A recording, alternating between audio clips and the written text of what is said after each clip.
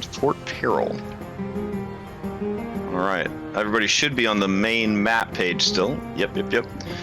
Alright, and we were just a bit at time/overtime, so we really didn't start exploring the town in earnest. So I guess that's what we're going to start with today. Alright, so Claximus and Annalora, for mysterious reasons, you guys begin the session with DM Inspiration if you did not already have it. So. Sweet. Alright. Let me take you over to the page for Port Peril. Here we go. And you guys are trying to track down, I believe, a Captain Holt and return his son Harno to him, who was the captive of the goblins of Blood Anchor Island. Am I recalling all this correctly? That's correct. Roughly? Okay. Alright. Is that his son, or is that him? Who? Harno Holt? Yeah. Oh, that's his son. Yeah. That's the guy. That's the guy you rescued. That's been traveling with you for all this time. We got lots of people. Yeah. Okay. Fair, I guess. The city, as you know, is full of just anything and everything you could imagine pirates would need. Now, you might wonder what these blue locations are. These are actually interior areas. So they have hollowed out the fucking mountain itself and built inside of it as well. So yeah, this place is sprawling, but at the same time very well fortified. So cool. All right. I guess if you're oh yeah, how are you guys going to handle docking? You gonna do? I think we asked last week. You doing the standard like dropping a point of plunder, being like it ain't no thing, make sure the ship's in top shape when we're done, that sort of thing, or are you being frugal and actually going through all the motions of paying fees and dues and registry and all that jazz? Option one. Yeah. Frugal. Who says frugal to pirates? All right, fair enough. So you guys roll up into town and drop a point of plunder, and are very well received for it. There are nods of appreciation, and very quickly your ship is given the care, the love, and the attention that it needs, and all those messy forms and paperworks and all that jazz, not your problem. So, with that out of the way, you begin the search for Captain Holt, former free captain, now in charge of several merchant companies and fleets. Essentially on his business card it would just say businessman. All right. Are you bringing anyone to shore? Or are you allowing your crew to go to shore? What is the situation? I feel like we should let them go shore. Yeah, it's a big city. They can, as long as we have like a skeleton. I guess crew or whatever, who are you slotting for your B team, and then who are you slotting to keep track of the ship itself? We could do like a rotating thing, right? Because if we're going to be here for a few days, like some of the people that are to maintain the ship on the first day might be able to go out and party on the second day and switch with the other group. Fair. Okay. But yeah, I think we'll keep our regular B team for now, unless you guys want to take Citrine instead of Owlbear. We might need her. Like that's probably I think Citrine would be a better choice for our current location. Yeah, so we'll leave Owlbear on the boat and bring Citrine. And yeah, I kind of just, I don't know, do you want a full list of everyone that's going to be on the boat? No, I don't need a full list of who's I going to be. think he just wants to know who we're bringing with. Yeah. For our B team, that's it. So yeah, just our B team. we got the regular guys: Sandara, Phipps, Citrine. Probably switch out Croup for Viturg, and then still take Tarini.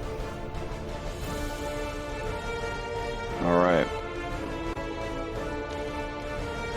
So, a little bit about Port Peril. Port Peril, home of the Hurricane King, has a population of roughly 45,000 people. So, as pirate settlements go, it's pretty big. The majority of the races here, if there was a majority, would be Genasi and Valorian. But Favelds are kind of mixed in there as well as goblins, and just a smattering of just every other race is kind of represented. But those are the main ones. Nearby settlements that are under the direct control of Port Peril include the Colves Gibbet, Naruma, Oyster Cay, and Parlay Point. And of course, you already know that the ruler of this area is Captain Kurdak Bonefist, the Hurricane King. All right. Popular religions here include Besmara, Asmodeus, and Tiamat. Are all very popular. So a lot of good people here. All right. Man, haven't had people in a town this big in a long time. So, we could basically do this kind of abstract. Again, it's so big as to be like a campaign setting in and of itself. So basically anything that you're looking for is more than likely there, and then the things of particular interest will be covered by, adventure and circumstance and all that jazz.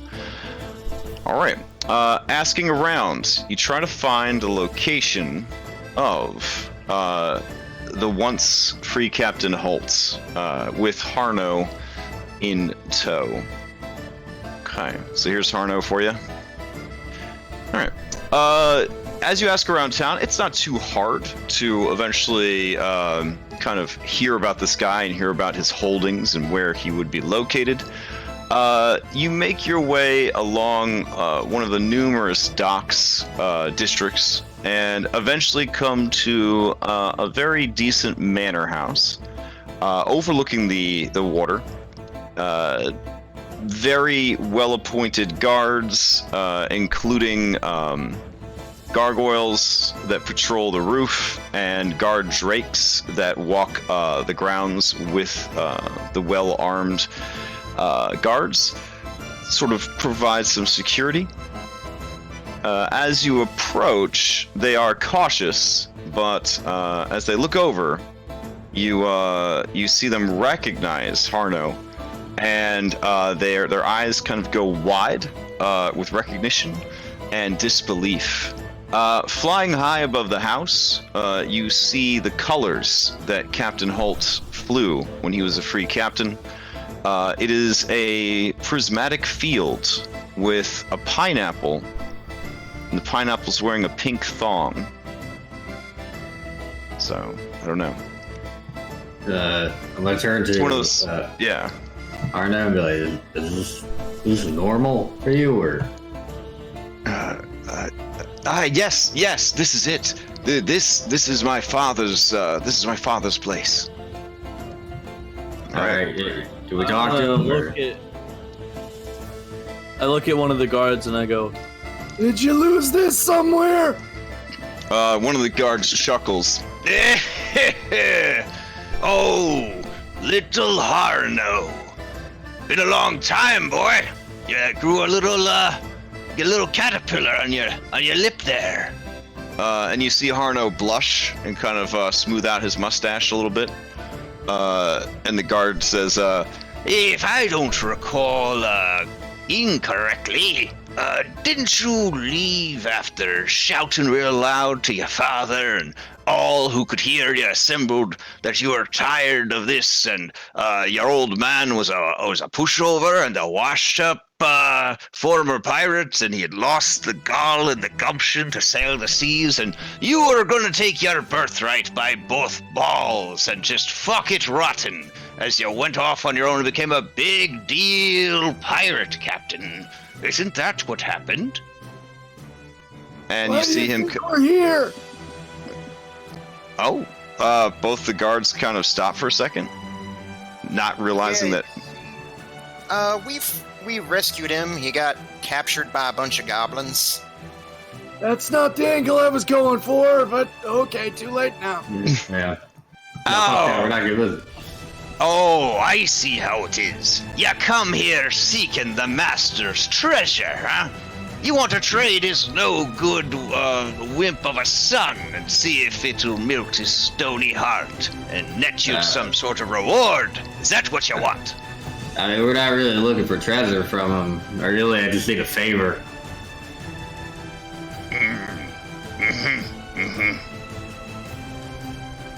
Well, we're not in the business of letting big groups of strangers onto the property. But, assuming this is his son, I will allow one of you to accompany him inside.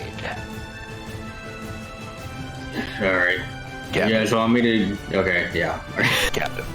Yeah, it should be you. I'm not known for my tact, Captain. I'm known for my smashing. Yeah. Alright, I'll go. Alright, you're gonna go? Yep. Captain, make sure you try to get some art of the majestic flag he flies. I really like it. Majestic, you're talking about the banana? Or the Pineapple, it's a pineapple. Pineapple. Yeah. It's a rather Captain. loud design. Captain, I believe you will do the best. You will, you'll come up on top on this, or you don't need our help. Yeah, okay. We're there behind you. I give you my DM inspiration. So you thank you. Can he choose when to use it? Yeah. I mean, it's DM inspiration, so. All right. So you got that. Yeah. Thank you. All right. So, you head into the manor. It's your classic, Pirates of the Caribbean, beachfront set up with lots of windows to be opened to let in nice air and shuttered to block out bad, ill winds. You are sort of led through a kind of open foyer type area and into a very nice sort of dining area. The floors inside are stone tile. The walls are just plain white stucco, very, very clean.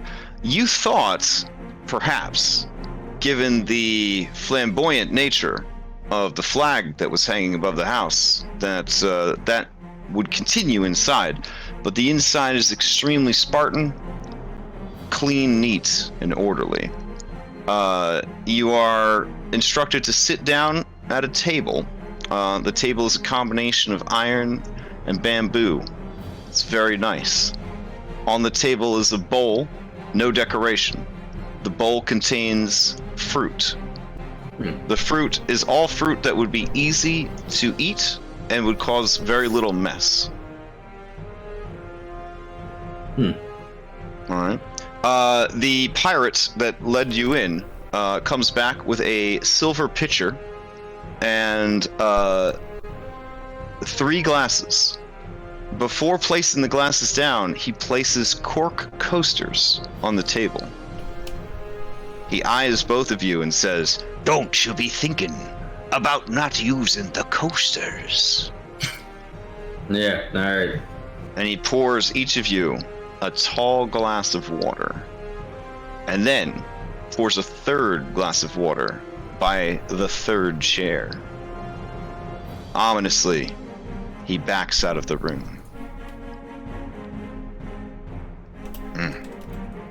Alright, well, I use the coaster. The vast Alright. that I use the coaster. Yeah. Arno looks visibly nervous. He's shook up a little bit. It's alright, kid. You know, every once in a while, you know, you try to go out on your own and you screw up. Just gotta keep on trying. Well, he's gonna make me feel terrible about this. I know it. Well, I know. look, you gotta look at him. I look at him in his eyes, and I go, first things first, I need you to save that mustache. All right, that's the first thing I want you to do after all. You think I should? You think I should shave it right now? Not right now. I'd wait till all is said and done. Well, if it was a problem, I kind of feel like you should have said something sooner. Yeah, well, you know, yeah, it is what it is. So, here's what I want. Right, here's what I want you. I want you to take everything that he says, and I want you to use it as like inspiration to go out and prove him wrong. So you're saying that after you let him know that I'm okay and release me from your custody, you're encouraging me to go back out and try to be a pirate? That's what you want. That's what you want. I think I just want to puke right now. I feel really nervous. All right, well, yeah, do you, man? Do you? All right, you hear a cold, calculating voice. Oh, this music definitely doesn't fit cold, calculating voice. Way to betray me, music. Come on now. Man. So upbeat. I don't know how you can be so nervous. Yeah, for real. Hold on. We need this is final boss stuff, so we need final boss music. Maybe this one?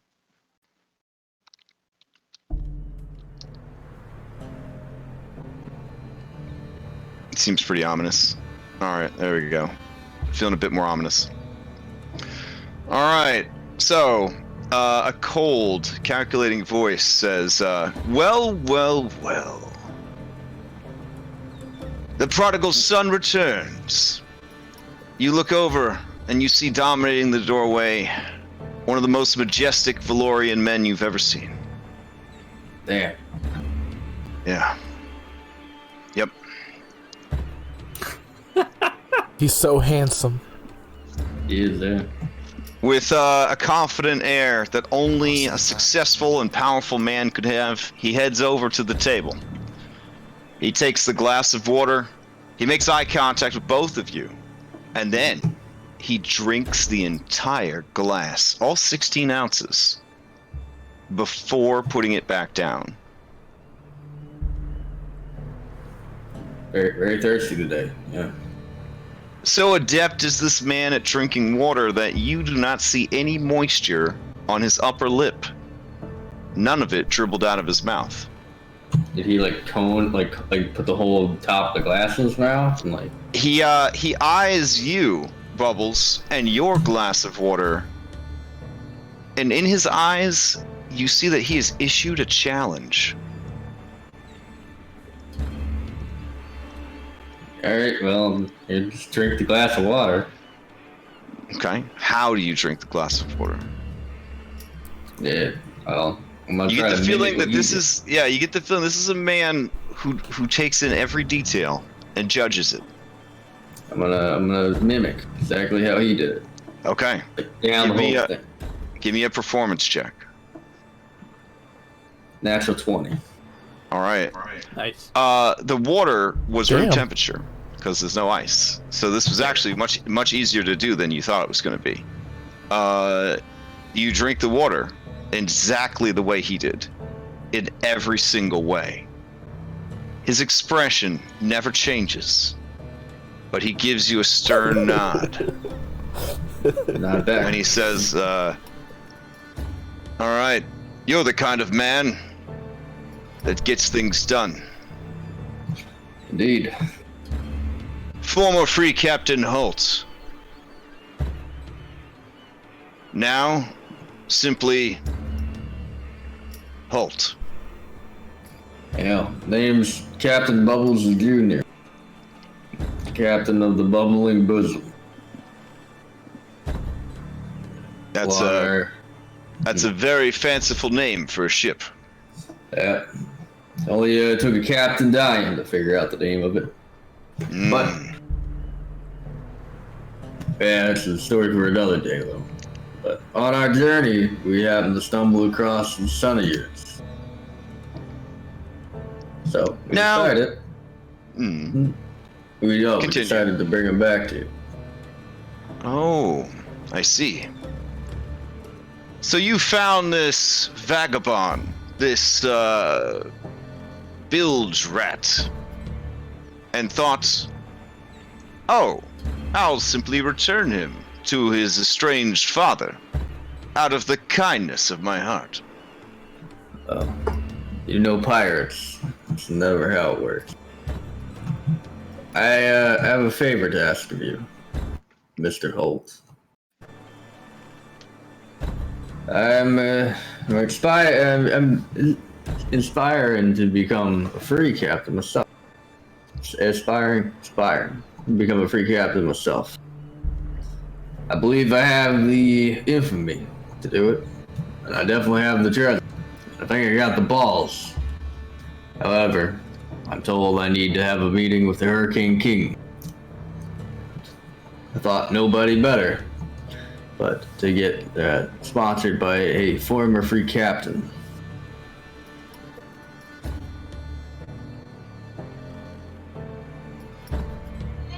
So, I've brought you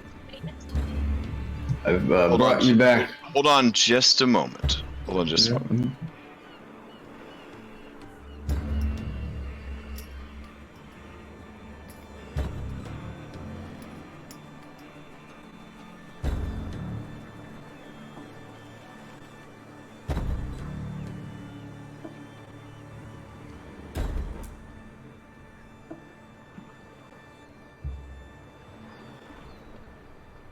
So, you should have Deodarium, because you attuned to it, right? Because I gave it over to you? Yes.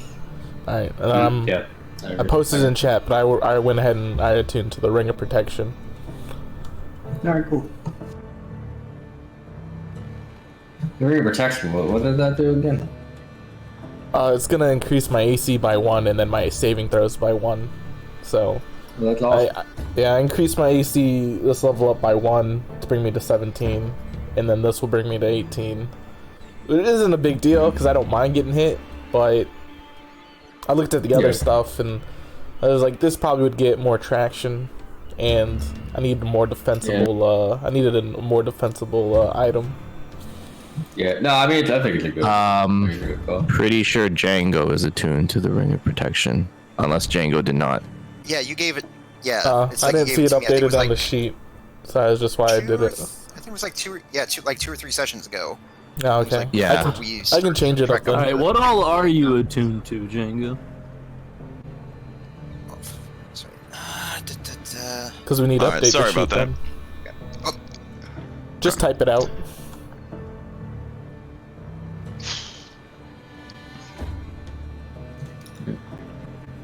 Oh, yeah, I just had to, like, you know, I brought something back. I wanted to see if you could sponsor me to become a free captain. That's like the two I'll just read it. Can Bubbles give me a charisma saving throw real quick? I clicked the button. Did it not pop up? Oh, there it goes. My whole Roll20 like flashed before my eyes. Give me one second. Natural 20, Jesus. Wow. You feel like anyone with less confidence, less awareness of themselves, less strength of will and self would crumble under the gaze that this guy is giving them. But you, like many different breeds of Pokemon, are oblivious to the effect he's trying to have on you. Because of your Bubbles nature. You continue to prattle on, immune to his stare and his judgments. This seems to slightly unsettle the man.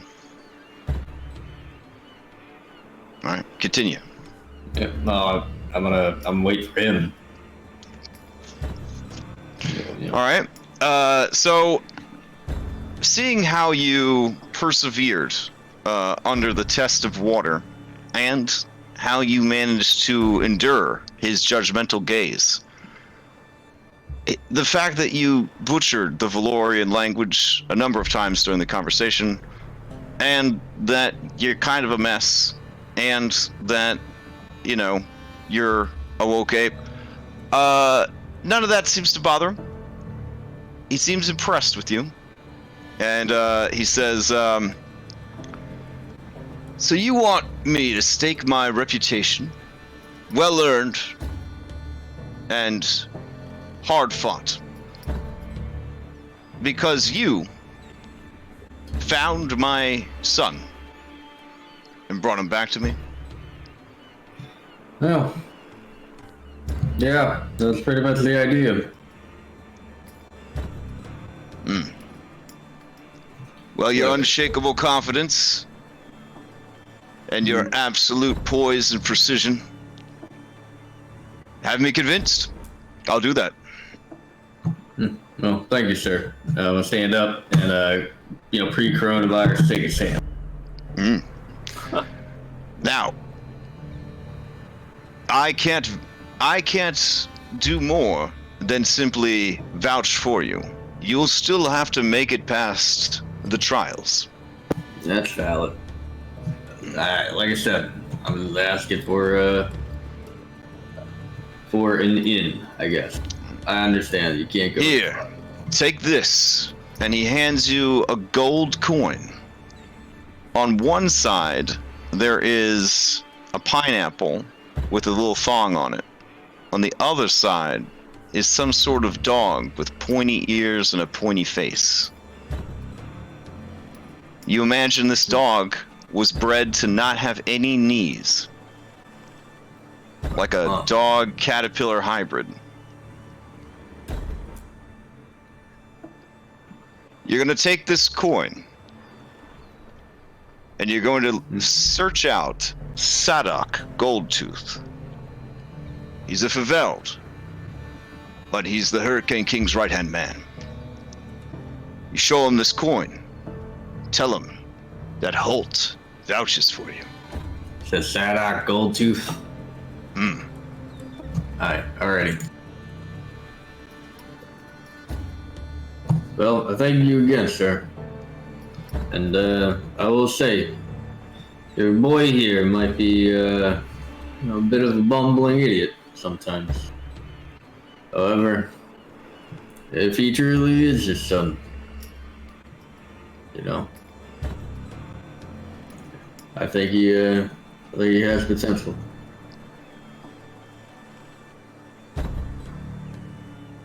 All right. He says nothing. He just kind of nods at you. The son gives you a look, like, help me, please. I'm gonna stand up.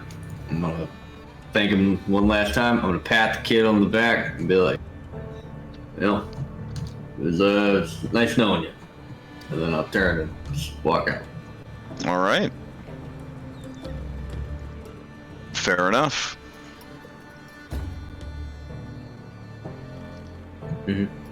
Alrighty. All right. Out on the street, the rest of the party is discussing loot allocation. Less than 30 minutes pass, and you see Captain Bubbles exit the building.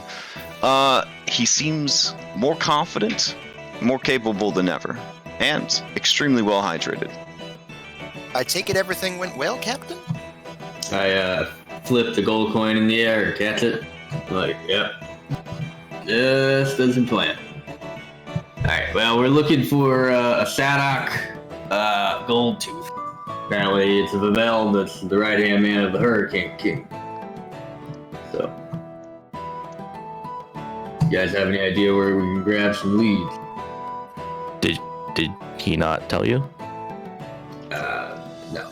You just have to seek. All right.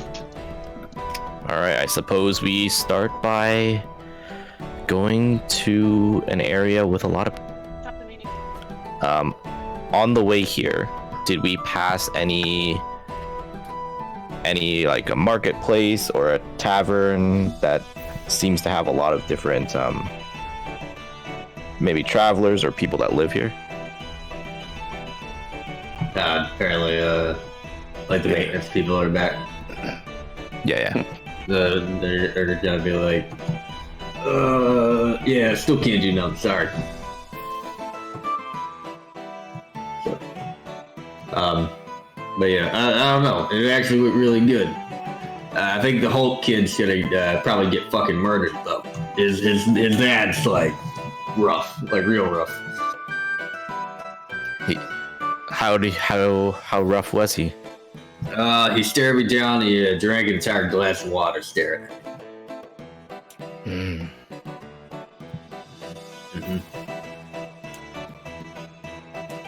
Well, it's a good thing you got that info out of him. Yeah. Yeah, I think we should look around the island. Maybe see if there's any kind of events or festivals going on. I imagine a big island like this might even have buildings like casinos and stuff. Yeah, we could try going to one of those. There's got to be like an arena somewhere, so Clocksmiths might want to visit that. Shops, magic shops for sure. Yeah, we also got to keep an eye out. And I look back and forth and go, you know who might be around? Yeah, I know. Yeah, well, as we're asking for this gold tooth, sorry. maybe we could even ask a little bit about him. Yeah. Yeah, just to get an idea of whether he's here or not. Who is he? Who are we asking about? Sorry, I think the interruptions are done for the night, but you know, flooding. You know, it's an act of toilet gods, I guess. Yeah. All right. He was a you know who, so. Wait, but I don't know. That's what Captain said. Talking about You know who? from Dungar. Oh, Yeah, you want to we're ask talking about about Beardless Dungar? Oh yeah, I'm trying to get an idea if he's around too. Woo! Okay. Because until we become free captains, he can always show up and beat the fuck out of us. So. Oh yeah, he could just run you through in the street, and everyone will cheer him on. Oh man. Yeah, no, I don't want that to happen to me. I just got here. Yeah. So realistically, like while we're looking for this gold tooth, we also need to keep an eye out for that dude. Make sure we don't run into him. All right. Yeah. It's almost like the people that wrote this adventure were on the same track. All right. So go ahead and give me persuasion or investigation, one of you with advantage, to represent your efforts trying to quickly find this information without giving too much away about yourselves. You did make a big baller entrance, though, by dropping that plunder. Yeah, but Port Peril, I'm sure everybody's doing it. Sorry, which skills did you say? Persuasion? Okay. Persuasion So and you did. investigation. I have a plus 11 to persuasion. So you guys. Mine's only plus 8. Alright, see it. Natural 1. Fuck. You had advantage. It's You had advantage. Oh, yeah. okay. Yeah, because you're all, I mean, with 11 people working together, I would assume that you probably have advantage. All right. Yeah. Yeah, so as you start your line of thinking with this natural 1, you start asking people like, have you seen Beardless Dungar? Because he wants to kill us. And you, as you're saying this, Phipps Chumlet kind of elbows you a little bit, says, Captain, this might be the best time to rethink how you want to present that situation. Eh? Yeah, actually, you're right. Yeah. Yeah. All right, and then you try a little bit harder, but still not great with a 19. Not great with a 19 is incredible to say, since you had a plus 11 to your check. Yeah. Yeah, as you guys are asking around, you find out that Beardless Dungar is in fact a free captain. He won the position of free captain by winning the Hurricane Race last month. Yeah. Mm-hmm. Yeah, we heard about that from Pegs already. You don't know if he's in port right now, but he was in port a few days ago.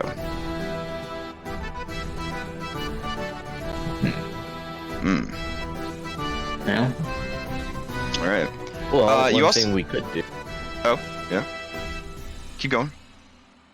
I'm just very quickly looking through my notes, but Annalura would know. When we were docking, could we have asked the harbor master very quickly, like, "Oh, have you seen this ship around?" Yeah, I would say you could have totally asked that. Now, assuming that they also dropped a point of plunder, or more, then they are not technically in the registry for that kind of information. We're also not correct. Okay, yeah, part of the benefit of dropping a plunder when you come to port is you get your ship repaired all the way. You're like off the books, or registered under a false name. You know, all the things all the VIP things, basically rolled up into one quick payment. So, okay, yeah. But as you ask around, you hear tell that he actually has expanded his fleet and now has 3 more ships under his command, including the Wormwood.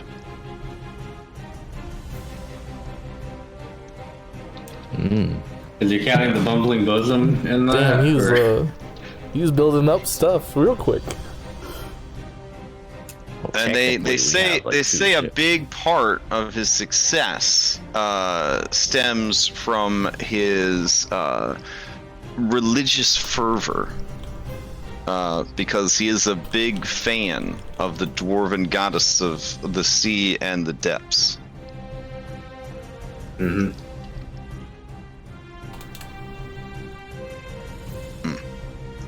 Well, let's make sure his boat's numbers stay at 3. Fair enough. Okay.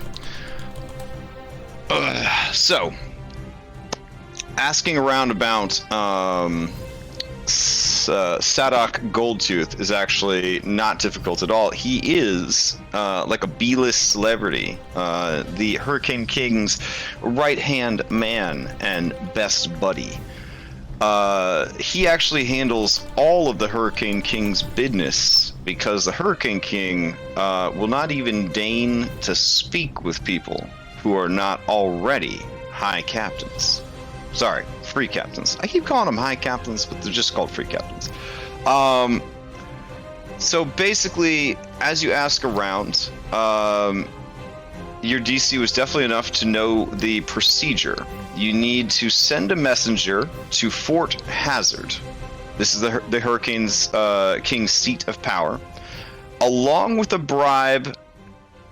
Get ready to hold your breath. Along with a bribe of at least 4 points of plunder. You must also have an infamy threshold of despicable.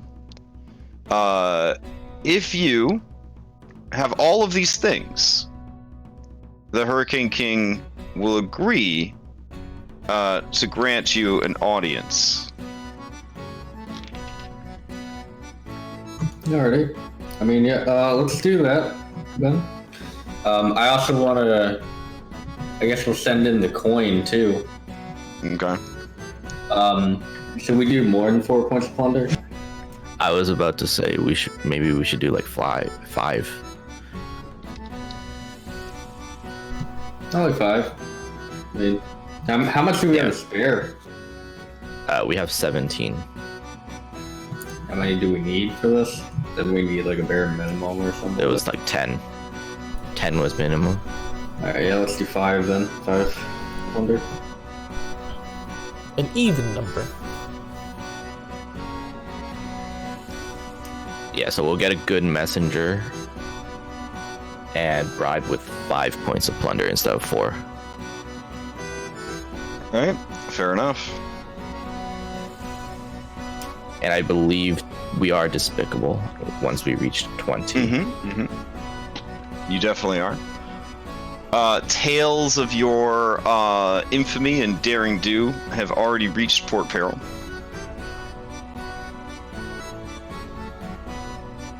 All right. So, with that sent off, a sum of 10,000 gold is sent off as a bribe slash offering to the Hurricane King, along with a request to attempt to become free captains. Your understanding, based on your information gathering, is that they will get back to you in the morning, and more than likely, the trial will be held by Sadok Goldtooth, not the Hurricane King. Oh, okay. Well, Maybe I should hang on to the coin then. Well, no. I mean, you'd still want somebody to take the coin, send the coin off to Okay. the Hurricane King. Sure. Okay. Yeah. I mean, you could try to deliver it in person if you wanted to, but if that's our policy, I'll be doing it. All right, fair enough.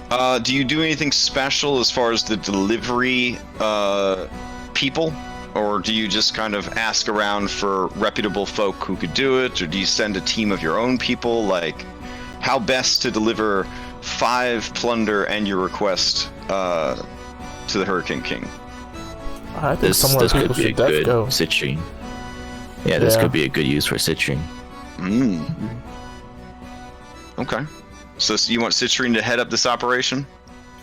Yeah, and she'll bring a couple people that she thinks will do well, I guess. Maybe she could choose whoever she thinks would fit. Okay.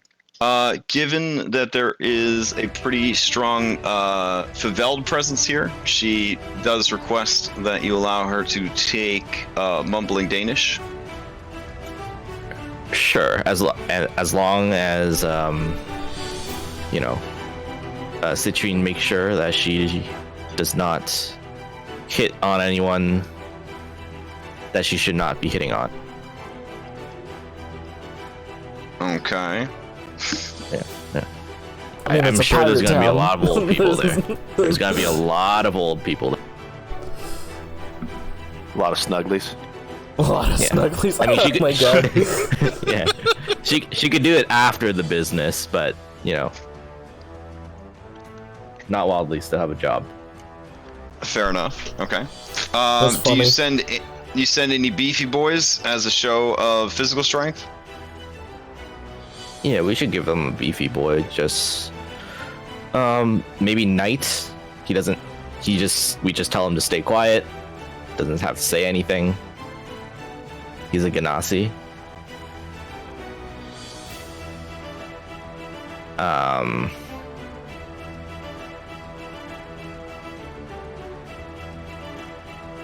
Ooh, this is a good opportunity to use our new big dude. Jinjo. Oh Yeah, yeah, Jinjo. Jinjo. Do it. Yeah. Okay. Yeah, but we Yeah, Knight and Jinjo. Who's Jinjo speaks Croakian and Giant Giant. though. Giant. So, Yeah. so that could pose a problem. We could give them Tarina as well then, because Tarina can talk. Well, never mind. I was gonna say we could send Kevin, but isn't Kevin trying to lay low? Yeah, I don't think. And Kevin's too small. Do we really want to send someone with a giant pickle, like Well, on he was Citrine's shoulder? At the end of last session, he was Yeah, he grew up again. experimenting with being big. Also, Yeah. Maybe we should also look at maybe a potion, kind of like what we did for Annalore. Not Annalore, Sandor. For his We're penis? talking about like a penis growth potion, so that he won't feel like he has to be small all the time. Oh, that's smart. Mm. God, he could be a mammoth. Oh my god. At what point during the week did that thought occur to you, Captain Bubbles? Was it one of those like shower thoughts, or like Yeah. yeah. Fair enough. Oh, All right. It sounds like a pretty formidable party. to take 10,000 gold through the settlement. All right. I feel like we need one more. Let's just throw in Rosie as well to make it 5. Okay, yeah. Yeah, because we always in 5s.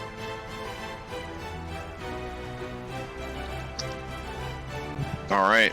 Rosie, a skilled bard, in quotes, will definitely go as well. All right. In that case, you feel confident about the team that you have sent off. I guess the question now is, what will you do until you hear back from them? Where's the fight pit?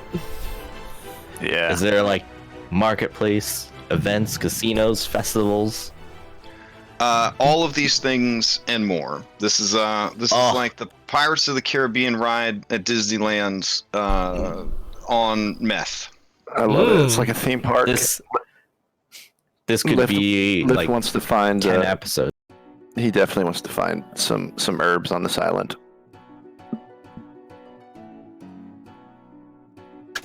I just want to 10 fight. sessions while we wait for them to deliver the goal. All right. There are several fighting arenas. There are plenty of places to get drunk, fornicate, purchase illegal substances, of which there are none, because the alignment of this place is chaotic neutral. The only laws are the ones that the Hurricane King makes up. Yeah. Alright. So I guess we'll just go round robin. Claximus, what are you hoping to get up to here? A fight. Okay, fair basically enough. A fight. With I'd bring like with the more fighty people of the crew with me, because I know not everybody wants to go fight. So I forget his name right now. It's so bad. We gave him the brawler belt. Mitch. Mitch. I know Mitch would want to come for sure. Oh, for sure. Yeah. I feel like he'd like to come. I think he'd enjoy that. Basically, Dude, anyone who wants to go watch a with fight or fight. Yeah, basically. I want to go fight with you. Okay, yeah. After getting the taste in that last one. Oh yeah, and and they're like do they have like a child's tournament, like a young bracket for Carolina? They totally do. Yeah. There are no child labor laws because, again, there are no laws except the ones that the Hurricane King has made up. Oh man, I thought this was gonna be like a Dragon Ball scenario. We're like, nope, kids fight with the adults. She could probably kill some regular pirates. Yeah, she would probably kill some regular pirates.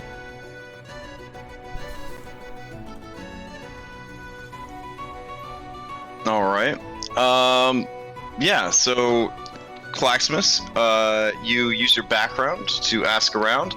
Do you want to start small in local tavern fighting pits, or do you want to do like organized fight in like an arena?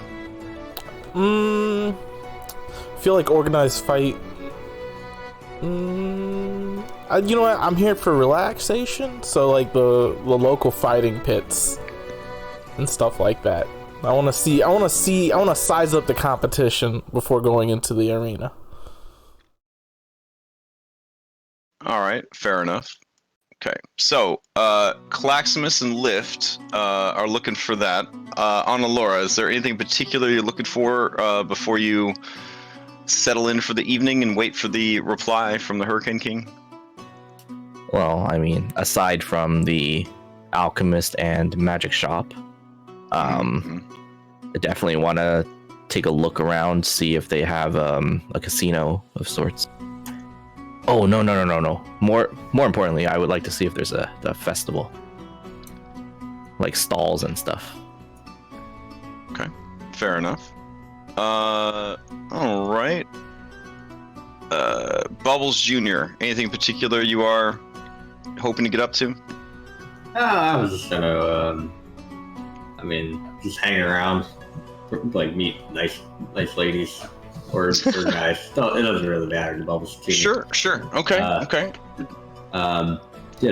Watch fights, maybe gamble. All right, so just sort of like a pub crawl situation? Oh, yeah, I like that idea. Yeah, pub crawl. Okay, fair enough. Lift, in addition to looking for fight clubs, you said you were also hoping to check out the local herbalist scene?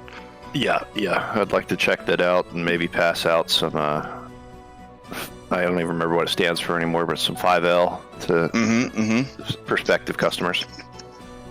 Fair enough. Okay. Snuggly, did you have anything particular you were hoping to work on? Yeah, I want to try to guilt the party into giving me 400 gold to copy all of the spells into my spellbook. Oh, I'll just hand you a sack and be like, all right, don't spend it all in one place. I literally will. All right, don't just go out and I buy 400 gold worth of fancy paper and ink, and then I spend the entire rest of the time. We have fancy copying paper. Yeah, we do. Well, okay, how much is it worth then? A lot. When we raided that town, they gave us. I'll get back to you in the chat. Okay. So we don't I need a total of 400 gold worth of fancy supplies. And then I just spend the entire time copying all the spells that I have that I need to copy.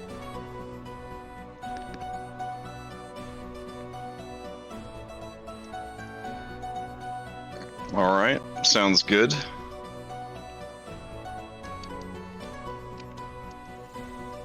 Django, anything in particular you are hoping to take care of? Well, I guess I would want to see if Miss Shivika would be interested in going out on a date about the town with me. Oh, certainly. Yeah. This is a town where she feels extremely comfortable compared to what was, the Chozu situation. So, having been cloistered away on the ship for several weeks now, she's definitely down for some shore leave and some company. So that would be no problem.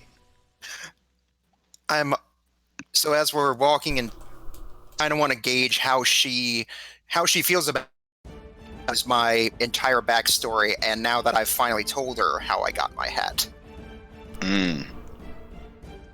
Yeah, I mean, it's awkward because you're like, a former slave, and she's like a former slaver. So, like, she's not sure how you really feel about her past.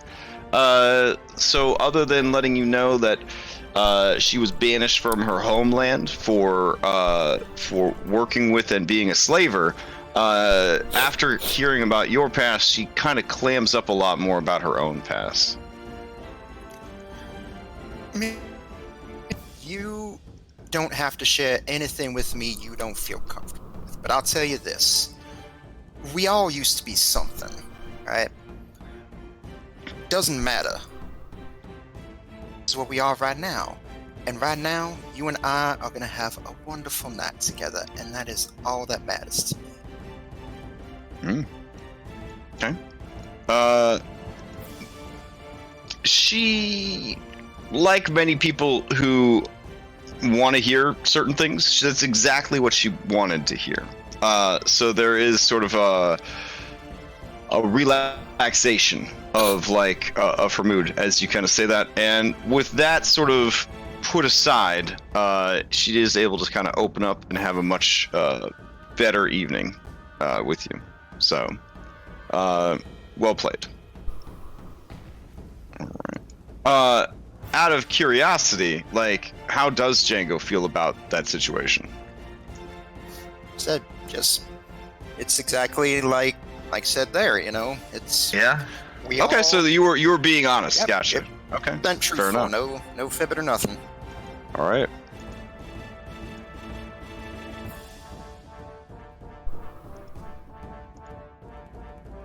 All right. So, let's see how it goes. Claximus and Lift, do you guys actually want to fight some shit, or do you want to handle it as a series of skill challenges? Skill challenge, I guess. I don't want to take up too much of the night with a fight, really. Okay. All right. Since you have opted to not do like a big arena type battle, which is fine because showing up last minute kind of thing, hitting up local fighting pits as you guys sort of maybe join Bubbles in his pub crawl. You get the feeling that with your strength and your level, this should be at the bracket that you're currently fighting at pretty easy. So what's that bar room thing stat where you fight the whole entire bar? Oh, you fight the entire bar? Yeah. Even that, I'm pretty sure you could solo at this point. You could solo an entire bar at this point. Especially with the two of you working together. As you make your way through these bars, through these pubs, doing your fighting, go ahead and give me an athletics check with advantage or performance with advantage. Same for Lift as well. Okay. Yeah. So performance or athletics. God. Just pooping out the crits tonight, I see. Yeah. Claximus, you absolutely and completely crush it. You spend the night decimating your opponents. And Lift, with an 18 performance, you are a entertaining fight to watch. You don't necessarily lose any fights, but the fights that you win, the majority of them were interesting enough that people don't feel too bad about losing their money, which is kind of nice. The two of you together, work in the crowds and whatnot, you do net 300 gold worth of money just from, basically betting on yourselves, having your crew bet on you, rigging the fights a little bit, making it look like you're going to win or lose, and then winning, etc., etc. All right. Claximus, it doesn't take too long for people to notice and approach, asking if you had considered fighting in the local arena or the arena, capital T, capital A. Oh. Tell me more about the arena.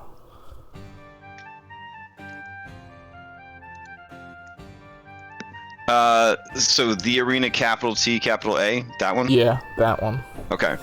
Yeah, so let me actually grab that official information for you, since that's a real place. All right.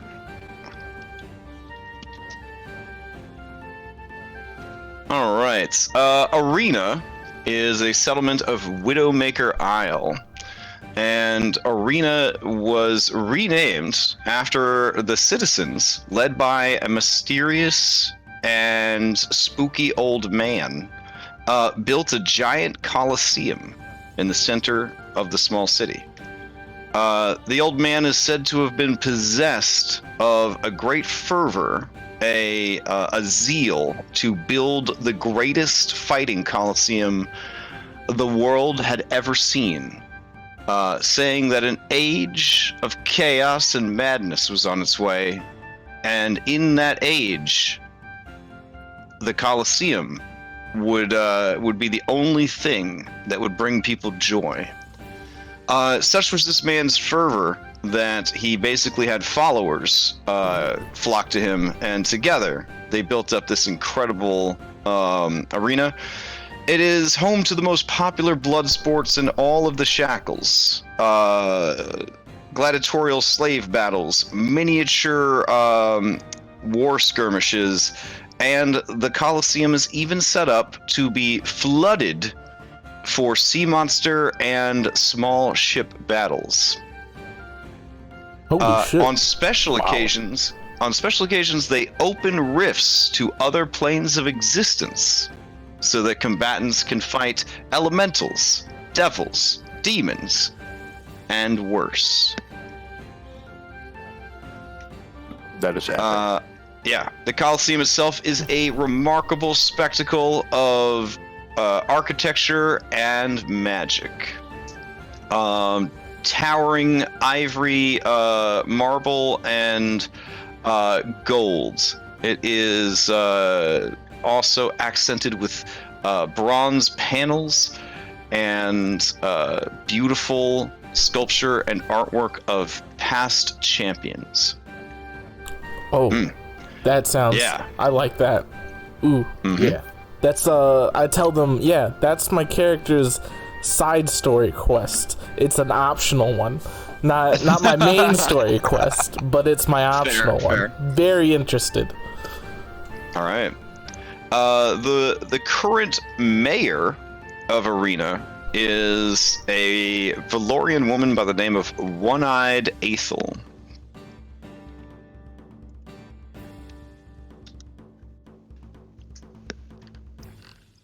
And it is an elected position, and competitors who show exceptional prowess in the arena can earn her favor, which is substantial because she is incredibly wealthy and well-connected.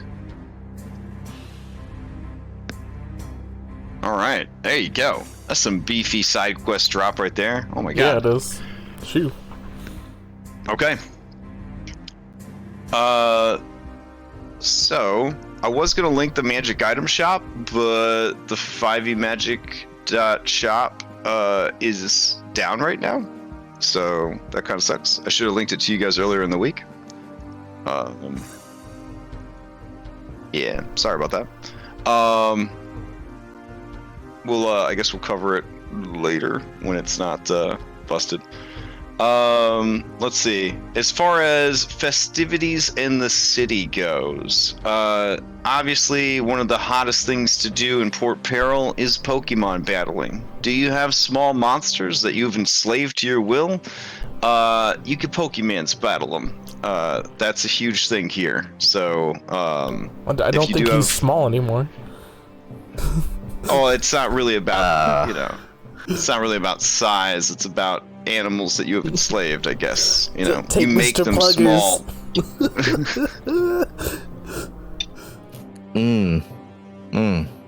I'm when I find out about that, I'm gonna tell Wu Mei and tell her to send the message to the crew. We need Claxmus. We need lift. We need to battle some critters.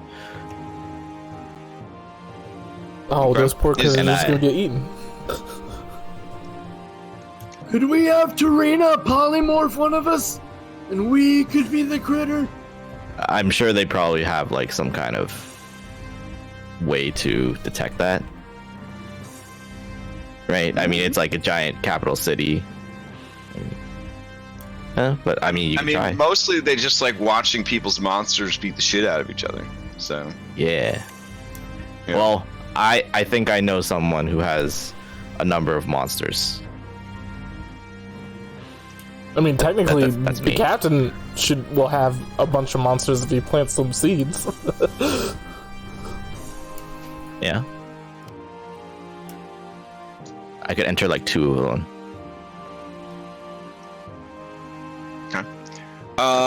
Is your intention to get everybody on board for this and do like a whole like actual in-session series of Pokemans battles, or do you want to handle it like skill challenge style like Claxmus was doing? I mean, I can't simply just say yes and take the whole session, but I'll see what the if rest this of the is something you crew guys has are interested in, we could do like a combo session like coming up after you guys gain the immunity of Free Captain and don't have to worry about being fucking murdered in the streets, where we do a combo of like arena / Pokemon battling. Yeah, that sounds good. I like that. Because I have Pokemon Arena maps, and I have no other idea when I'd get to use them. So. Well, there you We go. might get a cult one day. While we do that, we could also go around looking to see if anyone else in our crew wants to send a Pokemon to battle or buy one. I turn to Django. I don't know Maybe anything about all this Pokemon stuff. This is all new to me. I mean, it's the biggest thing in the Shackles. I learned Yes, a new but spell recently, and I've been thinking about picking up a little companion of my own. Maybe I'll take a browse around the market, see if they have anything interesting. Sounds like it'd be interesting to watch, but the only companion I need is my lovely frog girlfriend. I don't know. Shivaka was and then I'm gonna say very, very quietly, she does take a liking to controlling other people, so she might have a fondness for Pokemon battling. Yes, Bluebell, you tell me this like I don't know already. Well, I'm not gonna say it out loud. All right. Okay, fair enough. I will plan ahead for that then. Fair enough. We will definitely take a detour for Pokemon/arena battling while you were in Port Peril. Also, with you waiting for the thing and asking around and all that, there's only so much time in the evening for stuff. But essentially, finding out about that is going to be huge. There is also plenty of Queen's Gambit being played, plenty of Queen's Gambit tournaments happening, as well as sort of boardwalk areas that have places to test your skill, test your might, test your firearms skills, etc., etc. Since there are no laws and no rules, there is a very competitive, they don't call it Russian roulette, but essentially, single shot roulettes, basically, where they take a gun and basically just try to shoot each other in the head for money. This is a crazy place. They do crazy things. It is a bit distasteful, but they do have a thriving slave market as well, 'cause pirates. So if you are looking for crew, that is one way to do it. They also have sort of a harbor masters guild where you can kind of make inquiries about more specialized or even unskilled laborers that you might need to fill out your crew or fleet with. There are several temples to Besmara throughout the city, as well as Asmodeus and Tiamat. Less frequent, but still just as popular. You do have Elevandra, the goddess of travelers and adventurers, does have a small presence in the city as well. But being a big city and pirates being superstitious, there are religious shrines to just about every deity, patron, and powerful individual you could imagine, sort of spread throughout the city. Bubbles, you even find a shrine to the Desert Fox amongst all the different shrines that are sort of laid out in the taverns, bars, and city nooks and crannies. Find me the Karana one, boss. Karina of the Bones, there is a following for her. A lot of the landlubber type people that follow her are heavy duty into necromancy. Necromancy is not illegal in Port Peril, so there is a necromancer's district where all of the employees and servants and street sweepers and basically all the grunts are undead. And there are shops that cater to people who practice the necromantic arts, or that might be looking to outfit their crew with undead. Oh boy, that sounds great. Yeah. It is remarkable, I guess, to see a city that functions as well as this does, given how completely lax they are about so many things. Just during the course of the night, you witness at least 7 murders. No authorities show up. The deaths are sort of sorted out based on who is a free captain, who is associated with the most powerful free captain, if they are not a free captain, and then what was the crime that was committed. Seems to be the layers there, which, of course, crime being committed is completely situational because, the most common quote-unquote crime does seem to be theft of another person's property, and then followed by physical assault on another person. Those, I guess, qualify as crimes per Bonefist's latest set of laws and rules. So you shouldn't steal from each other. You shouldn't outright attack each other. That being said, you do get the feeling that the free captains and their associates are first-class citizens, and everyone else is second-class citizens. All right. That being said, after your long night of pub crawling, where do you want to settle in for the night?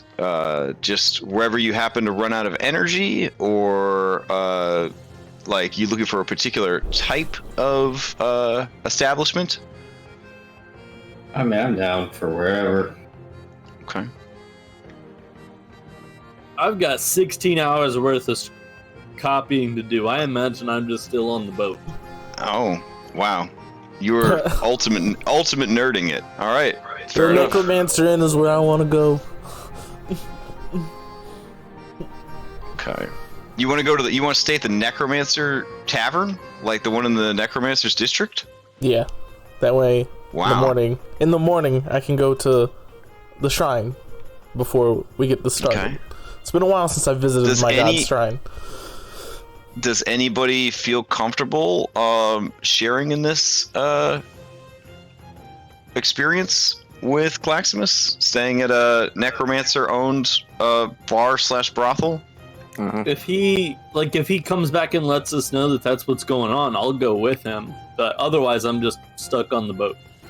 I figure I've been tagging along with him, so I'll sleep there. Okay. Yeah, I'll definitely go get Snuggly.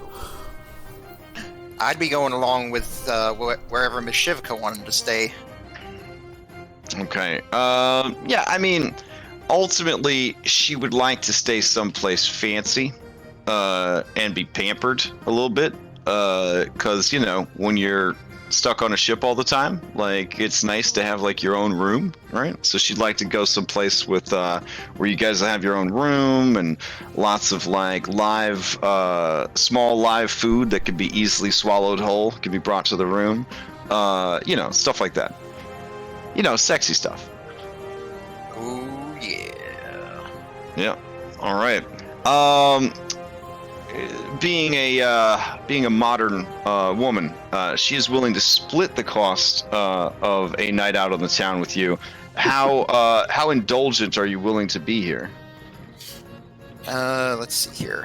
Well, right now I am at 275 golds.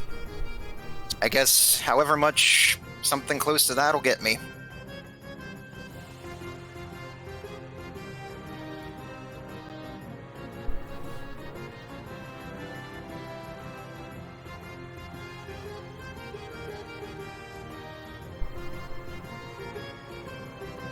All right.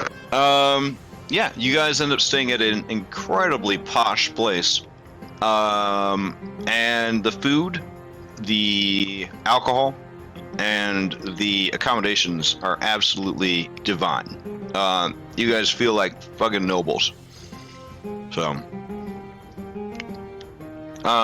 Bubbles and crew, as you guys continue your way through your pub crawl through the city, you swing by the Watchtower, which is incredibly fancy, kind of gambling type place. Start your night off there, ask around, secret fighting pit in the basement kind of deal. Not so much that it's a secret because it's illegal, but it's a secret because it's pretty exclusive. Then you slum it for a bit, head over to the Last Catch. It's actually on its own island, which is kind of cool. So you do have to kind of take a little boat out to the place. Then you head back into the city to hit up Ravanti's bar, located in a very crowded sort of slums district. Then finally, you guys head over to the Necromancer's district, where you stay at the Eternal Embrace. Now, I have to ask, out of personal curiosity, does anyone partake of the Eternal Embrace's lovely on-staff? Well, I'm going to put out. Does anybody take advantage of the undead hookers? I'm all right. You're all right to take advantage of undead hookers, No. You've had your fill at that point. Are you sure? Yeah. I'm good. I'd like to. Okay, because the extremely creepy man that runs the Eternal Embrace, he tells you that we make sure they're full of maggots every day, so you get a real unique feeling when you stick it in, eh? Sir, are you still with me there, sir? At this point, Bubbles, you probably walked away. Is that? Yeah, that's right. Okay.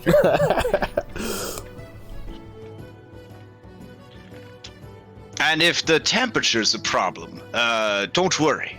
We can have someone standing by with prestidigitation, warm them up for you, or cool them down. Whatever it is you need, we take care of it here. I need a proper rotting carcass to eat. It's been such a long time since I've scavenged. If you be wanting to... Now, sir, you seem like a discerning fella. And don't be ashamed, because your tastes are not only not unique, but much more common than you think. How rotten are we talking, sir? And do you mind if they're a bit briny? Oh, definitely briny. I've got a few stewing beneath the boards. I could go fish them up for you. It might take me about an hour to get them up and running. That's good, that's good. I believe a week is when I think it's at its most tastiest. Fair. All right.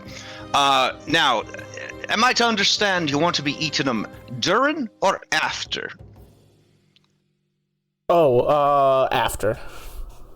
Oh, okay. Because if you started eating them during, they might try to defend themselves. I'd have to tell them up front not to defend themselves. So. Oh wait, are they alive or what? I'm confused. Well, I mean, reanimated. They're reanimated. undead. I gotcha. No, then I would like them to be alive and to fight back. Yeah. Yeah. So you That makes don't it want fun. them to be undead? You need me to find you some people that aren't undead that you're gonna eat while you make love to them?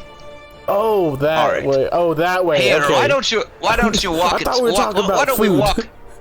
Let's take all them crab legs and let's walk through it again. Captain, I was asking you if you were planning to eat one of the undead hookers, what I was going to reanimate and hook you up with.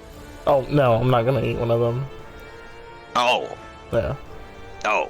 No, I see. Not an adventurous sort. I've got you. You like to play it pretty vanilla, then. Yeah, I wanted something that was like Valorian. It's okay, but it's just not. It's not my cup of tea. It's Rotting important Valorian. for me to point out, NPC relationship-wise, that Sandara refused to enter the Necromancer's quarter Well, altogether. I understand that. I'm sure she would have went to the Besmara one. So, all right, you guys get that sorted out. Lift, it's something else. It's something else. Give me a Constitution save against the new bevy of diseases that you're probably going to deal with. So, okay, that's pretty good. Pretty good. You think you're going to be all right? So less restorations for you. You're fine. I've had worse. Yeah. All right. While all that's happening, Snuggly is nerding it out. Anna Laura is finding out as much as she can about the local monster battling scene. And Bubbles found out where he draws the line. Yeah, it's the first. All right. Django and Shivaka are living like kings, eating bowls of baby birds and making sweet love by a fire on a tiger skin rug. That's a little awkward being a tabaxi, but you know. All I'm thinking about is my sweet frog lady. I'd be like, yeah, that is kind of awkward. Oh well. Okay. So each of you, I guess, kind of crashes in a different part of town for the night. Before, did you arrange to meet up someplace in the morning? I'm sure I imagine we would meet back at the ship. Right? Yeah. Okay, fair enough. When you meet back at the ship, you see that an adorable and quite large creature has just flown away from the ship. It is a parrotdactyl. Oh, a parrotdactyl. Amazing. Yeah, parrotdactyl. Yep. How big are they? They are large creatures. They are apparently a type of wyvern. Why or was dinosaur. it on our ship? We're not sure. Was it just nesting on our ship? Having seen this creature, you can now turn into a parrotdactyl. That was my question. Perfect. Okay. Through your haze and hangover, scratching at some of the maggots still lingering on your wiener, you quickly study the parrotdactyl to gain its power. Yes. All right. Let me make you a copy of parrotdactyl.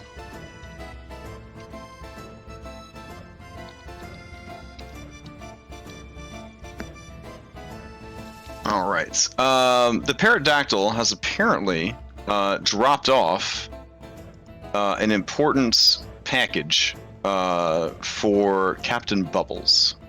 Ooh. Ooh, woo. All right. Bubbles. The package essentially contains a small, well-written note giving you directions to... Let me confirm this real quick.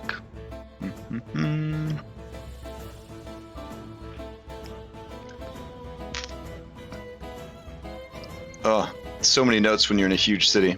Let's see. Letters of mark. Okay. You are to report to the Riptide Ale House and speak with Sadak Goldtooth. He will oversee the 3 trials that will prove your worth as a free captain. Bring with you no more than 5 of your best crew and officers to support you in your endeavors.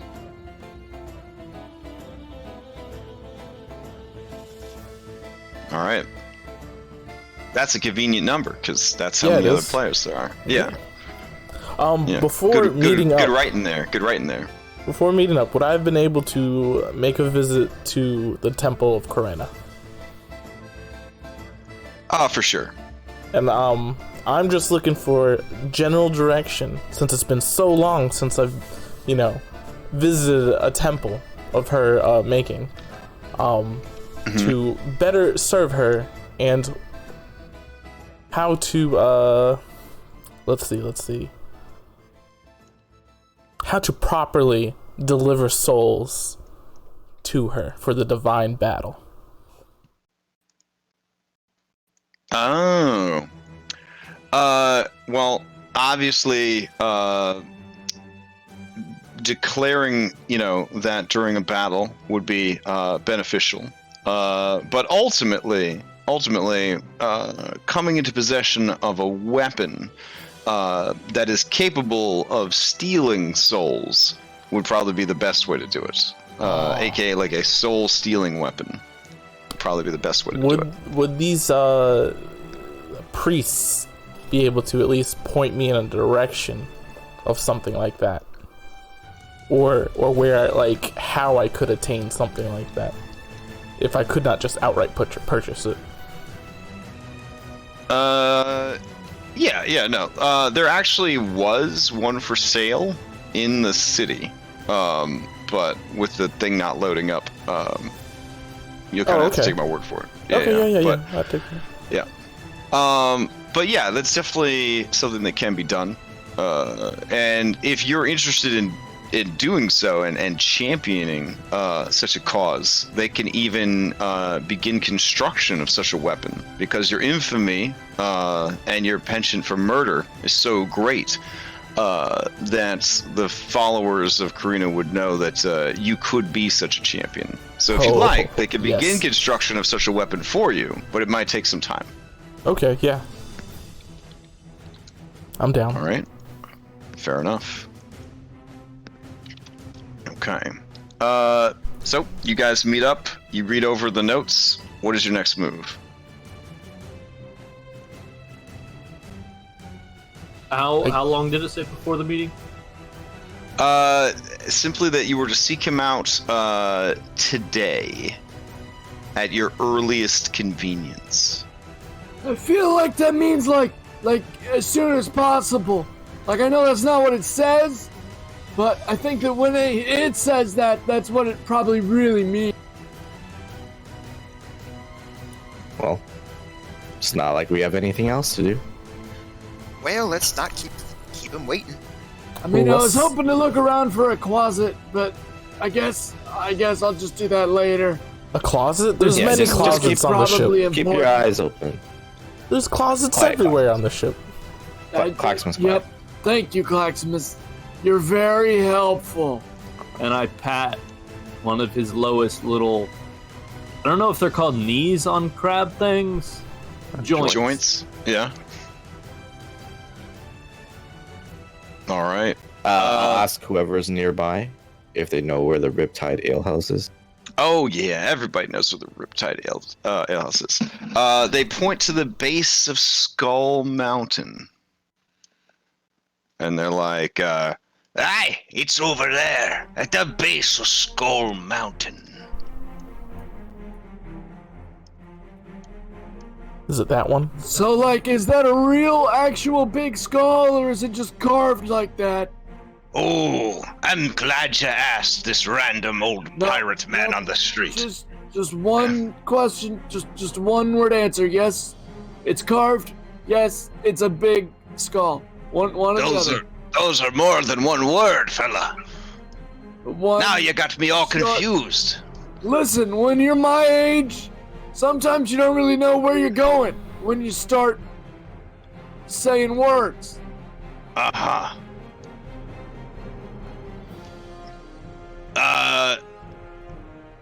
It's for you to decide. And they put a finger to their nose. Mysteriously. And I mean, your one word could have been skull or rock. Like, that's a one-word answer. At this point, kind of waving their hands at you in a get the hell out of here kind of way, they have stumbled down the street to continue their life. Or like dead, or never living. Does it count as one word if there's a hyphen in between?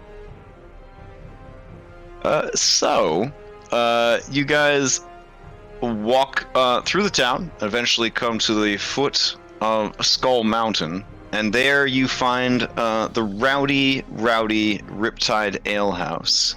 I will take you over to the map for it. Nice. All right, you guys should be roughly around here.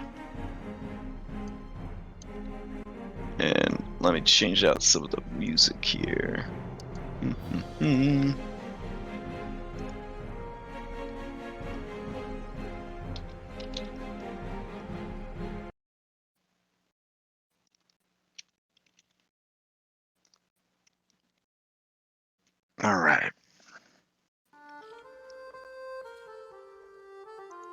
Oh, that's nice. All right. So as you approach the Riptide Alehouse, oh boy, what is there to say about the Riptide Alehouse? You got any flavor text for me, Paizo? Paizo's like, man, we don't got time for that shit. Let's see. The longer the adventure goes on across these 6 books, like the less flavor text they write. To the point that this book actually is somewhat devoid of flavor text. So. Sucker, we knew you'd buy the next book. Yeah, you're already invested. Meh. Let's see. All right, free captains, fish, pork. Where is it? Okay. You know what? We'll just do it ourselves. All right. So as you approach, you see that the Riptide Alehouse. It definitely Alehouse is definitely the right term because it definitely looks like a fantasy pirate like Ruby Tuesdays. It kind of has that vibe to it. The dock that you see here, this is the river that pours out of Skull Mountain's, gaping skull mouth. It's like a waterfall. It vomits out. And this goes down to the bay, that sort of thing. You see that there is a not desolate. What's the word I'm looking for? A decommissioned ship that has been basically turned into a treehouse. And at the top of the treehouse is a massive nest, and in that nest is the biggest pterodactyl you've ever seen. As a moon druid, yeah, here, this is how big it is. There we go. Jesus Christ. Yeah, as a moon druid, you estimate that its CR is probably over 20. No problem. Based on its sheer size. It sleepily looks up as you approach and lets out a massive, and then kind of like nestles back into its nest and goes to sleep. As it does, you just see like a whalebone kind of get dislodged and like fall down and destroy like one of these boats that was nearby. The building itself is a wood and stone and clay brick affair, all sort of mixed and matched as they expanded and built the building out in different directions. There is an external watchtower here and here. The tower to the north does have sort of a crane apparatus for loading and unloading of goods and cargo. This is a maybe 2.5 story building that is built into the side of the hill. So where you might see like elevation tags, that is where there's like a 20-foot rise or so that goes up to this ledge over here. And this ledge leads kind of out into the jungle area that is sort of the outskirts of the town. So this is built towards the edge of the settlement, near to the mountain. It's an interesting position in the city in that it's like in the center of the city, but also near the edge of the city. So, and it's pretty far from the water. If they didn't have the river, they'd be landlocked apparently. All right. Even though it is early in the day, the place seems pretty crowded. You hear the rousing sound of music, drinking, and general merriment coming from inside. The front door seems to be right about here.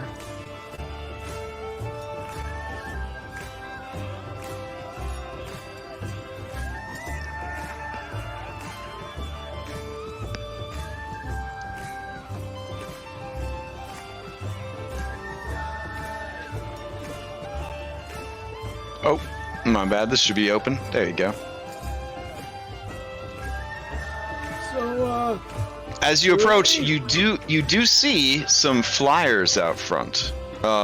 Basically, like bounties, possible quests, things like that.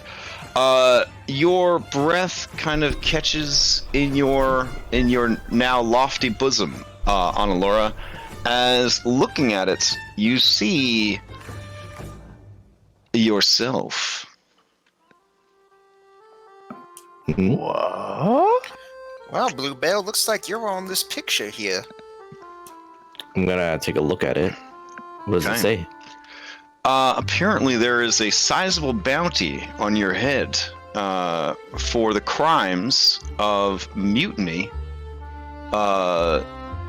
piracy, insubordination, and murder of a superior officer, as well as contributing to the delinquency of your fellow crewmates.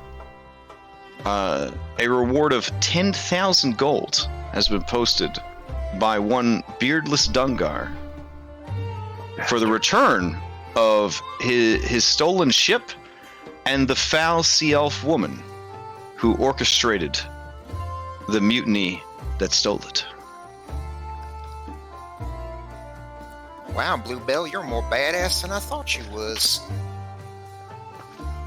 Yeah. I'm gonna rip the. Well, actually, no, I'm not gonna rip the poster. Well, actually, is anyone looking? Right now, people seem to be kind of coming and going. I'm just gonna take the poster. Okay. Yeah. All right. I'll kind of try to like block off sight. This morning, I was debating whether to get disguised self or not. Oh, I didn't. All right, we're fine. Okay, let's go. Are we fine, though? I mean, you're one of the only Zagetra I've seen in this whole settlement, and you're kind of a big deal, apparently. Bubbles, the story that I heard from Claximus was that Claximus was the one that killed the plug fellow, and then you and this Zalnos character orchestrated the whole thing and whatnot. You remember Zalnos? I mean. Yeah, no, yeah, I mean, I'm pretty sure that's how it played out, but Laura was part of it. You don't feel a bit miffed that she has essentially stolen all the credit? Yeah, it's part of the crew. Yeah. I see. Okay. It's none of my business. It's just if I had worked so hard to become captain and then one of my officers stole all my thunder, I'd be a bit miffed. Yeah. Hey, you know. Yeah, but instead you just died and then got brought back as only a head, so... Yes. I'm upset they only asked for 10,000. We're worth way more than just 10,000. Way more. I will say that as seasoned pirates, this does add a bit of a complication to things. Moving forward. Do you want to take any kind of precautions before entering? Laura, if you take your glasses off, no one would ever recognize you. I mean, All you know, right. everybody confused Annalure for elves, so... I'm gonna need you to bend down. I can't reach that high. And I reach into my bag and I We'll just give you a little mustache. Try to change your hair color up a little bit. It'll be fine. Nobody will even have any idea that it's you. Is it like Holt's pencil dick mustache? I mean, I have a disguise kit. I have a disguise kit as well. Oh yeah, we can have like 3 disguise kits going at the same time. Yeah. All right. Oh my god, there's a giant Annalure over there. Wait. So 3 different people are trying to disguise her? apparently. All right. I want to see the disguise. Let's see it. All right. I mean, I'd like to take a stab at it, even though I don't Yeah, have sure. Oh, sure. Okay. Mm-hmm. All right. All right, I'll take the one on the left. Okay. All right, I'll Captain get Bubbles, the do middle. you want in on this action or no? No? I mean, you are a bard, so you're proficient in all skills and tools. Oh, why is it? I don't like this. Hold on. Why is it shapes? I know. It's not what I needed. Delete that. Delete that square. I don't know what just happened here. You see that square? Delete that. Are you asking me to delete your square for you? I'm just gonna. I don't know how to delete it. I'm just gonna move it out of the way. All right. I got this. Okay. Oh wait. Okay. The one with Diodario skull. That one's mine. Which one is that? The one with Diodario as her hair thing. Oh man. Okay. That one right there. Oh, this one on the end is yours? Okay, I don't see any progress being done. Well, it's gonna take a while. Oh, okay. Anna Laura, do you consent to being disguised? Well, I mean, I did kind of take the potion I made for Sandara. I think we'll be fine. With big boobies, that's what makes you fine. Yes, it does, but not in that way. I look nothing like I did before.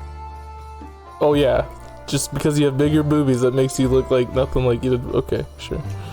See? That's glasses. That's without glasses. Just make her a redhead real quick. That makes it even better. Just like Diodario said.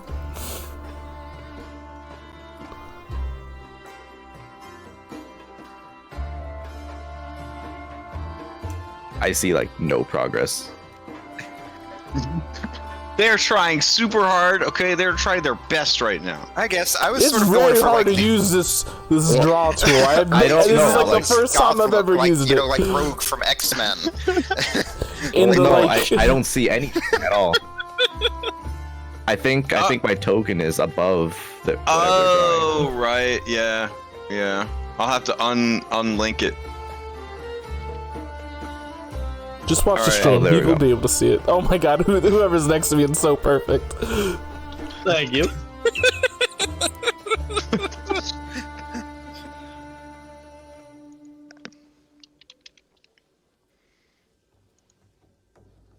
Okay. No. This is beautiful.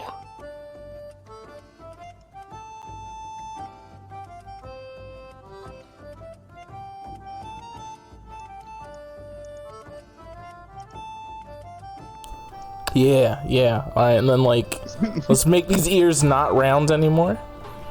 I mean, not pointy anymore. Yeah. There we go.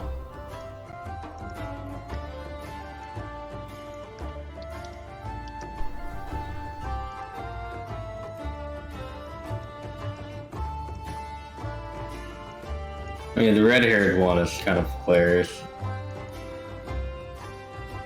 Did you want to try to disguise her, Bubbles, or are you okay? I'm alright. I feel like other people would do a better job anyway. It's about the journey. Sure. Yes.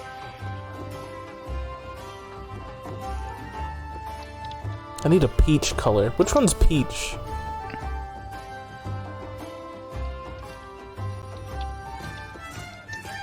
This feels peach to me. Okay. Best thing Now, ever. Bubbles and Anna Laura, I will say that as everybody is getting their makeup kits out and their wigs and their fake hats and everything, you do look at the poster and you look at Anna Laura and you look at the poster and you feel like she looked more like the fairy dragon than she looks like herself in this picture. Like, this is, but maybe she really was like that nerdy when the adventure started out. I don't know. Oh, for sure. That was, for sure. It's quite a difference. Quite a difference.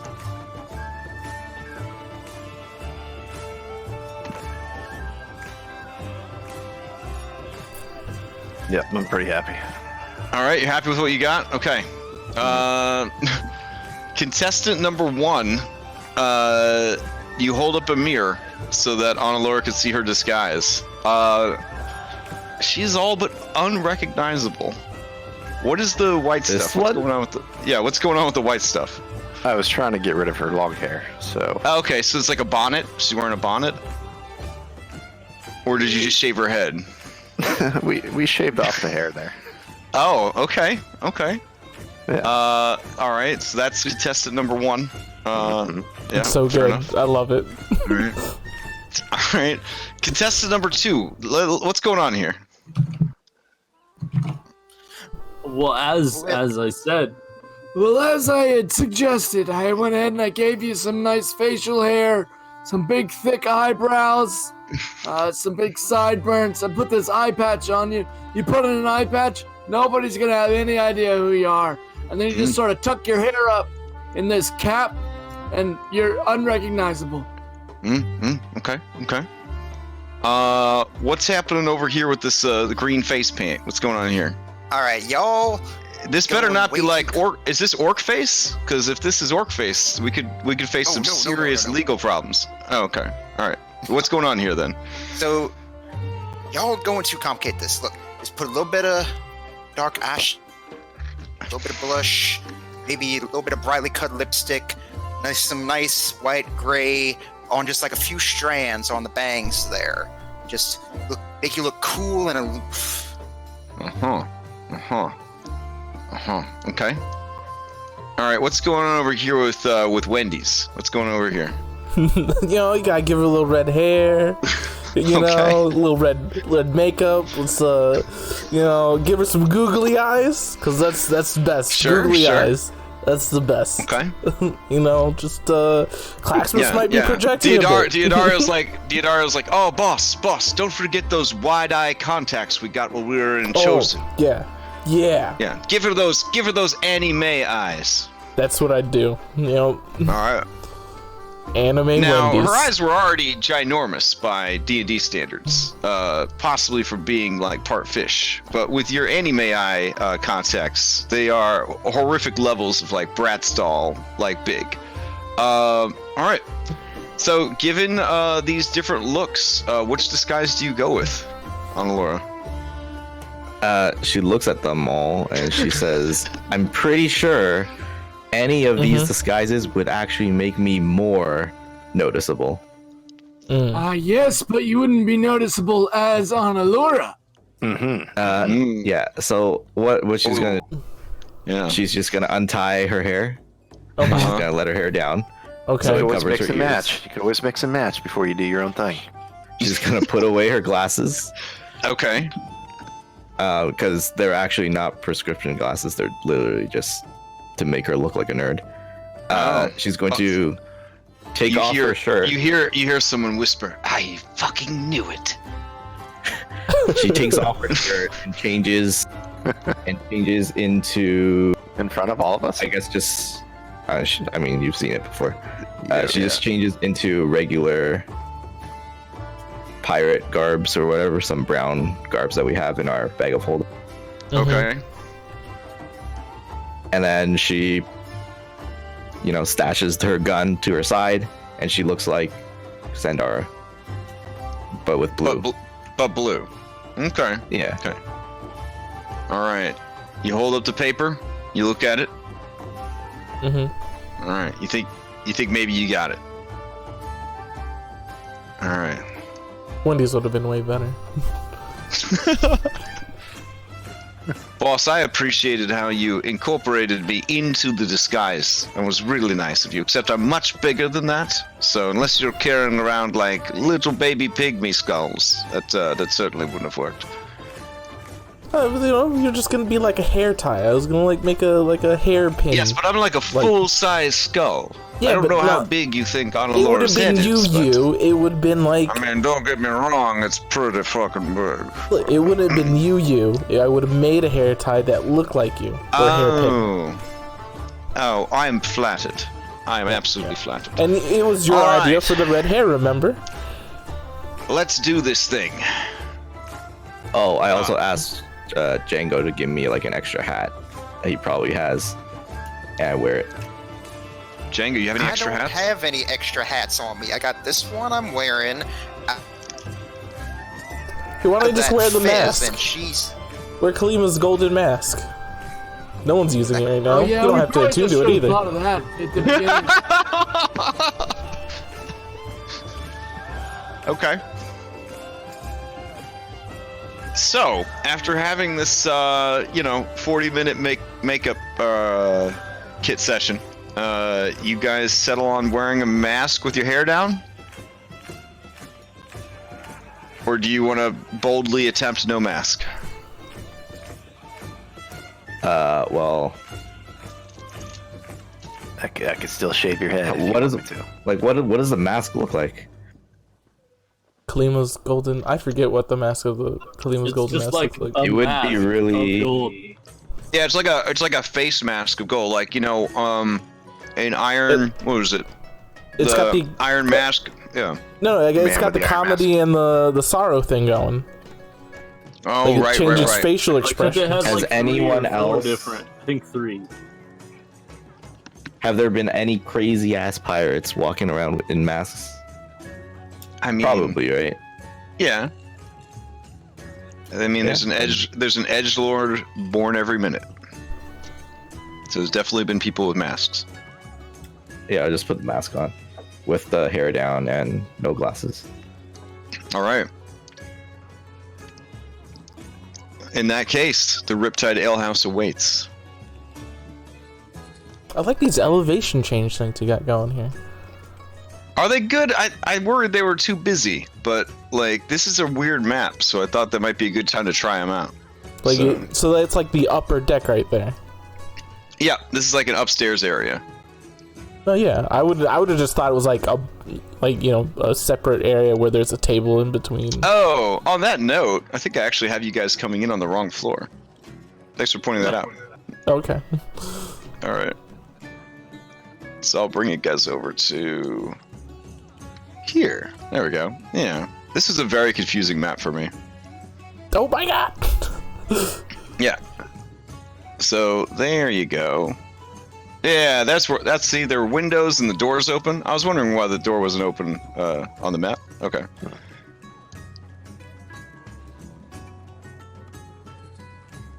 All right. That works much better. So you guys enter, and there's the bar. There are people of all races, species, genders, identities, etc., drinking and making merry. There are stairs that lead up to a second floor that looks down upon the first. Looking around the establishment, you do see that there is a side door over here, and they're in the process of opening it up to sort of let in some of the nice breeze that's blowing through today. All right. There's also stairs here that lead up as well, but there is a sign that says private over, on the wall next to the stairs. That sounds like us. Yeah. I take private for VIP. All right. So this studly lion walks away from the table and heads back to the bar and continues filling drinks. Yeah. Hey, Captain, does half of that bar look like a banana? Guys, it's that ship wizard we killed. It's a banana bar. It does, yeah. I was thinking that. Yeah. I don't think you were there for the ship wizard, Snuggly. You actually, upon glancing at the banana bar, realize that You're right, the bar... you realize that the bar is made out of a massive talon. That's fucking terrifying. Yeah. That's sick. Screw that. Can we tell what creature it came from?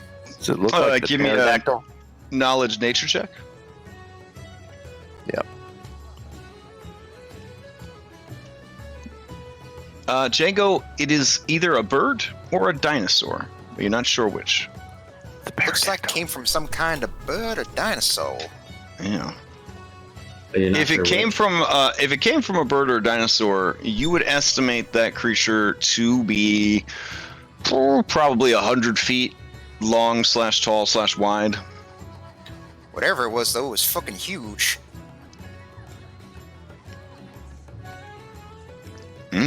All right. As you approach those stairs, this lion dude says, "Oh, wait!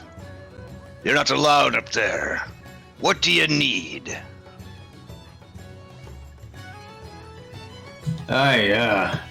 We had a meeting with Gold Tooth. Oh, did ya now? Mm-hmm. Ah, well then, that sounds about right. All right. What's your name? Name's Bubbles Jr. Captain Bubbles Jr.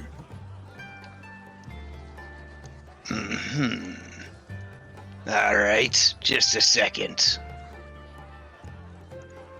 Hey, dipshit! And you see a small goblin. Let him know that there are appointments here. And dipshit kind of bows its head and rushes up the stairs. Hey, Django, do you know this guy? He looks kind of like you. I sort of narrow my eyes at Lift and like, are you saying that just because he's a cat who also happens to wear a cowboy hat that I know him? That's racist, sir. Well, do you though? Do you know him? Yeah. Do you know him? All right, so do the DM out of character. Do I know him? I don't know. Do you know him? You would know if you knew him. How the fuck would I know? I dare you to say yes. No, like looking in a mirror. Folks, I do not know him. Sort of like you're the face. Well, he might know you because he can't stop staring at you. But now it's awkward because he's seen us staring at him for sure now. Well, I guess he just cannot resist me. I just have that kind of charm. No, that's probably not it.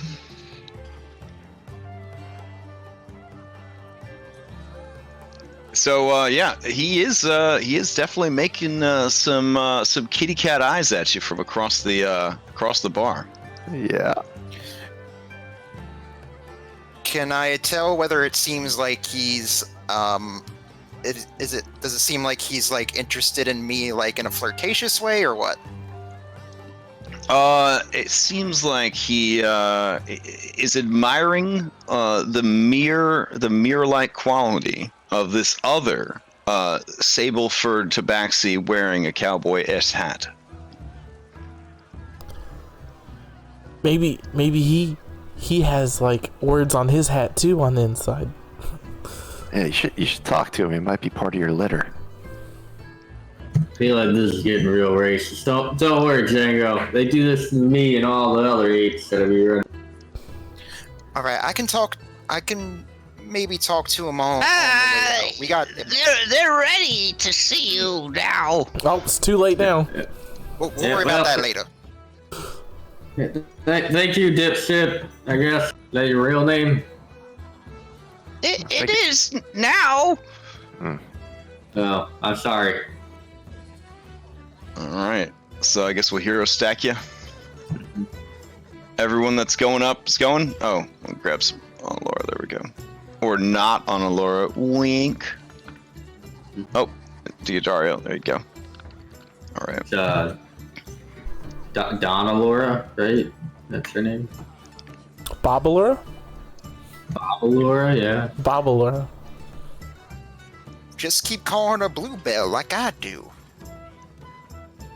Bobalura. All right. I like it. You guys come up the stairs into this private meeting hall. There you see a very presumptuous-looking Faveld He has more of the olive brownish skin complexion than the kind of green that you're used to seeing. He does in fact have a gold tooth. He wears glasses like a smart person. And he is well dressed and well groomed. Can you make the picture big again? Yeah, sure. I'm seeing if I have a handout for him or not.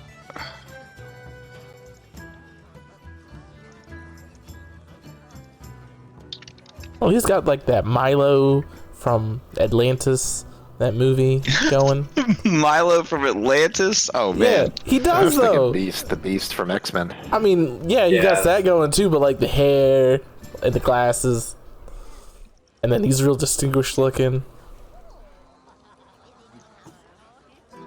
But you know, I see the Beast too. It's 2 X-Men references in one session. But no Brooklyn Nine-Nine references for some reason. That's kind of weird. Oh yeah, there was none at all, especially not the entire face of a previous character. All right, so let's see. I do have art for him. I do. Here we go. Why? Ugh. There we go. I started storing things on like a backup drive, and it's, I don't know. I feel like my computer doesn't search stuff as easily as it used to. Here's a full body shot in case you Oh dang, he looking fancy. Yeah, that's a good one. I really like that. Very, double it. very nice. Yeah. This is the guy that's definitely taking care of himself. He's I like definitely, that sword too. Yeah, yeah. It's kind of got like a dignified like Urukai kind of feel to it. You know what I'm saying? Like you still got like like if he's the first Urukai that went to college. You know what I mean? Like yeah. I kind of take it. I always love the idea. Whoa. The first, there's a cat and dog wrestling. But I like the idea of like the first mate always being like super smart. Yeah.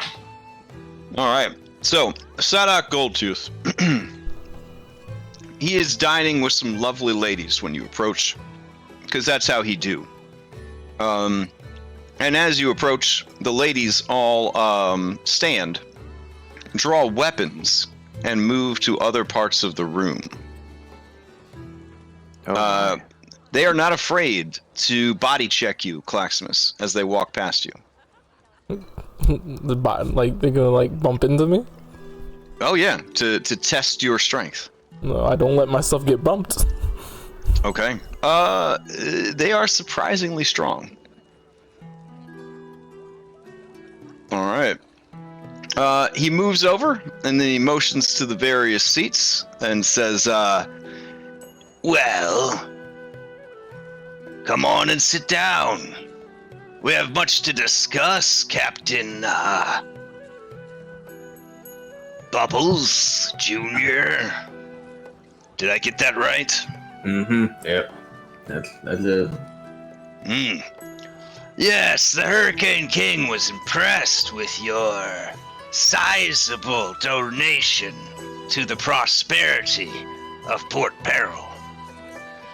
That combined with your infamous reputation, what with you beating up bookbinders and fishermen, claiming to have slayed a fairy dragon, and let's see what else we got here. Oh, murdering free Captain Tentacala.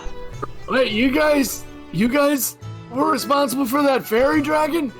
My cousin Reggie used to live there.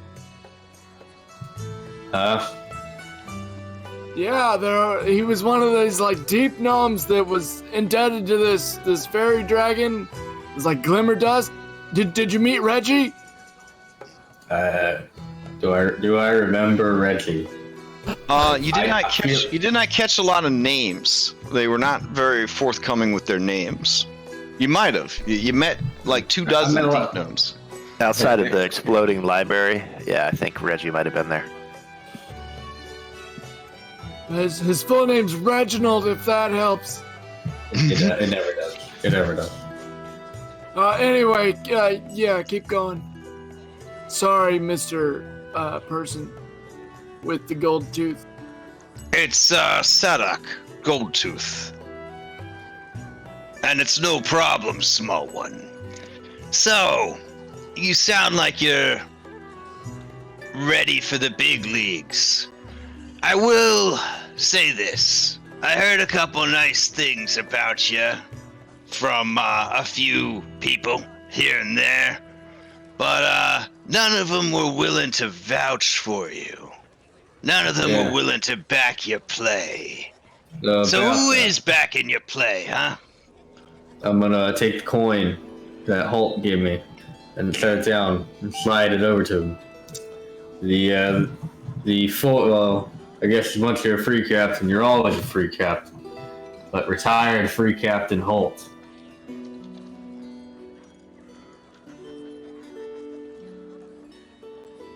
He told me to give you this coin after we found it. Wow. He kind of looks at the coin, he picks it up and he turns it over, and you hear him mutter, "Cheddar." And he sets the coin back down. You're telling me that the chopper, the Captain Holt, is backing your attempt at free captain? Aye.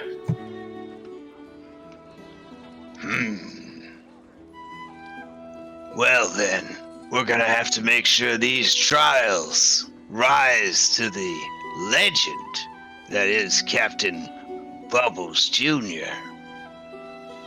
Now there is this other issue. There is a formal complaint, you might say, posted about someone that you may or may not still be traveling with. Are you familiar with the Zagetrau, which is to say, the sea elf, Adalora? I am aware of her. She's an incredible nerd, and apparently she used her brains to outwit one of the more recent free captain's first mates who had been given his own ship. The ship never came back, and it's said that you might know something about that. No, I definitely heard the story. That said, I feel that somebody so tenacious would actually be worthy of joining the ranks of a free captain's crew. All right, he looks at you shrewdly and says, It sounds like you understand what we're about here.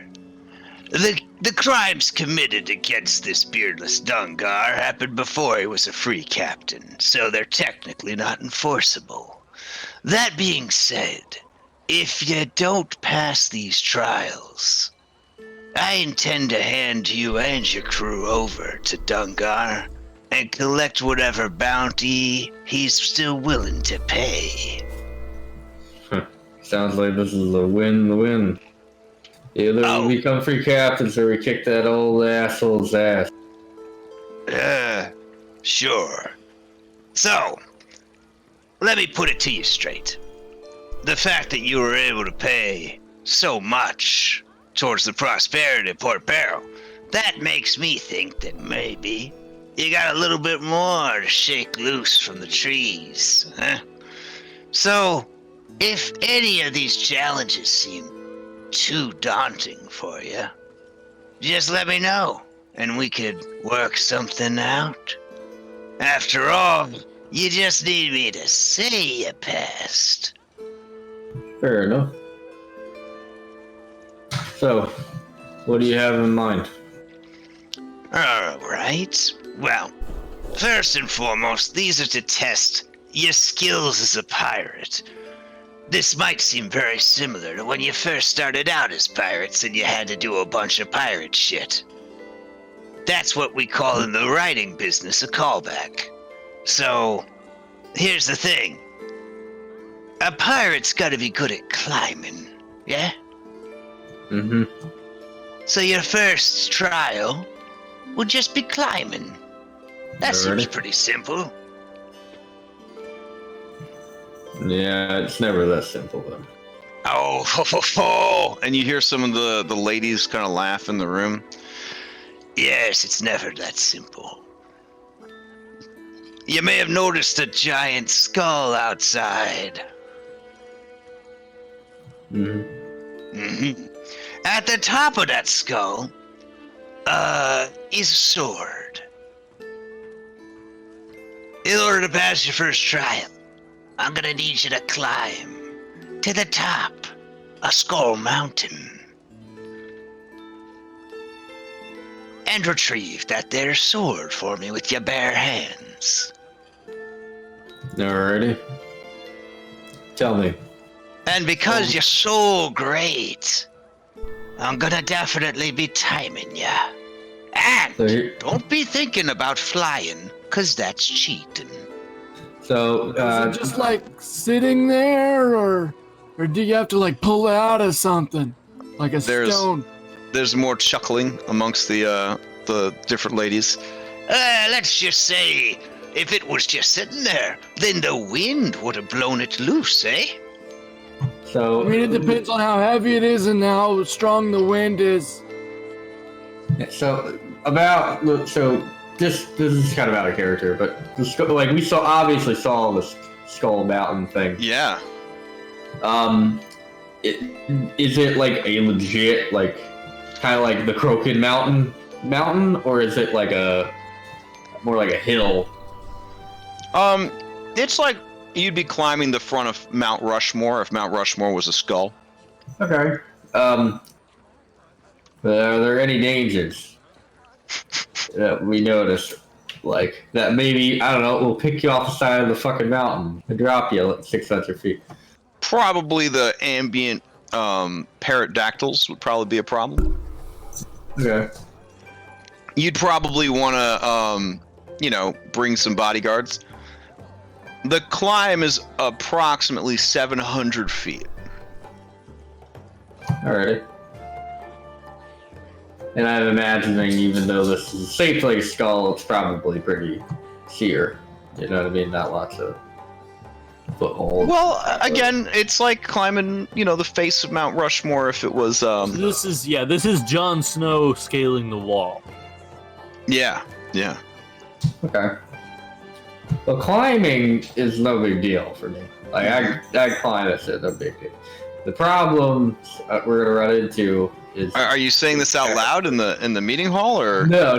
Are you asking for an aside with your crew and officers? No. I'm just gonna be like, all right, we'll get it done, and then we're gonna like. I guess, wow. Yeah. Your confident answer impresses everyone in the room, except for Goldtooth. Mm-hmm. Goldtooth is like, You seem pretty confident about this. All right. Yeah. This is like, in the last 2 weeks, this is gonna be the second, maybe the third, like, mountain we've climbed. So, yeah. All right. Well, in that case, there's no time like the present. Why don't we head on over to the base of the mountain? I'll gather a big crowd to watch. Okay. In case something happens. Yeah. It's fine. Now remember, you and anyone you take with you, no flying. You have to climb. Heard it. And I can't be held responsible for anything crazy that happens.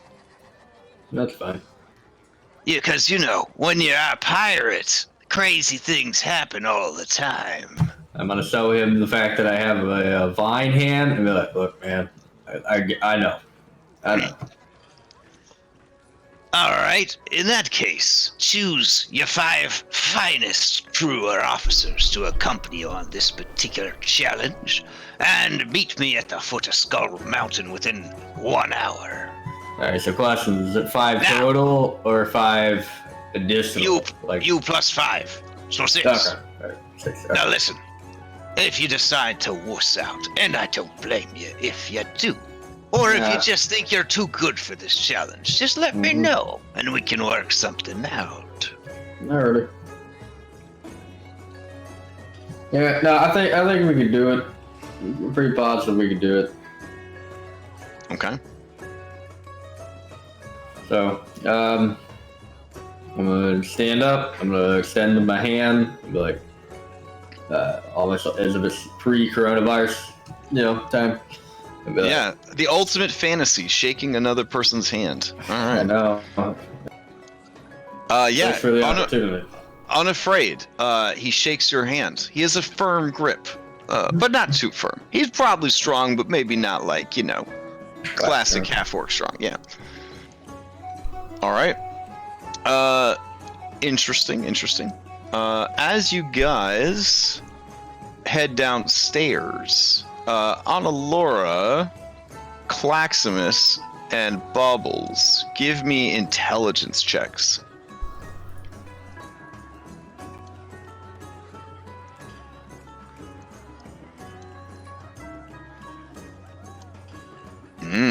Wow. Okay. Wow. All right, Annalora, perhaps it is the mask. Perhaps you are just so busy, trying not to be noticed. But Claximus and Bubbles, when you guys come back downstairs, you notice a familiar face. Corky. Whatever her name is. It is Cocky Taroon. Number one B of Beardless Dungar. She looks over at you, and there is a look of recognition on her face.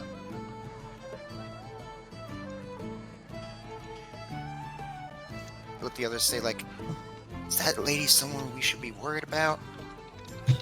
Let's just say we should tell the crew to keep an eye out for more of Beardless Dungar's crew. I'm gonna tell Phipps and then have him go back to the ship. Okay. Oh, she definitely recognizes Phipps. And I'm gonna be like, look, this is the most important job you probably ever had in this. More important than being the night captain? More important. It's more important. If you do this right, the next ship we get's yours. You understand? Oh, aye, Captain. You want me to go kill Cocky? No, not for right now. I need you to let the crew know what's going on. I need you to let them know that Beardless Dungar is aware we're in the city. I need you to make sure that they don't get to the ship. Beardless Dungar's group. Whatever that takes, do it. I respect your judgment.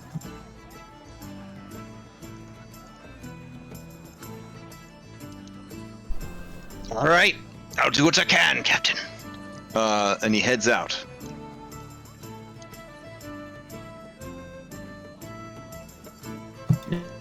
Alright.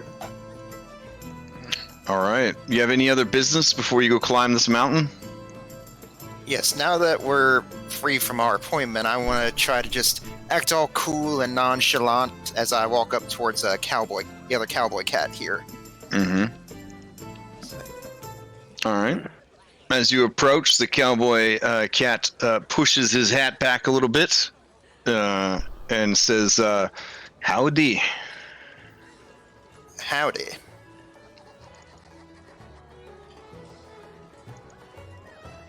And then he goes back to drinking his White Russian equivalent in Fantasyland.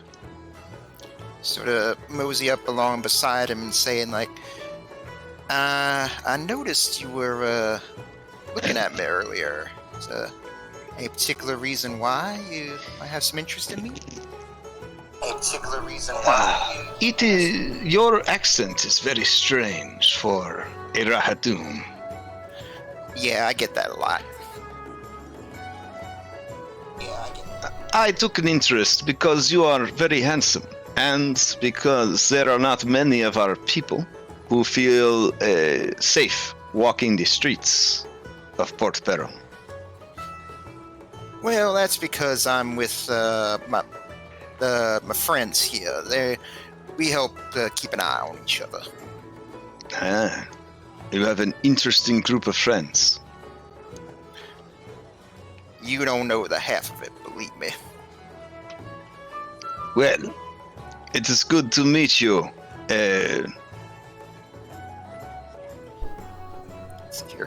Let's see here. I want to attempt to give him a false name. I'd say the name's Buckaroo Bonsai. Pleasure to meet you. That is a terrible name.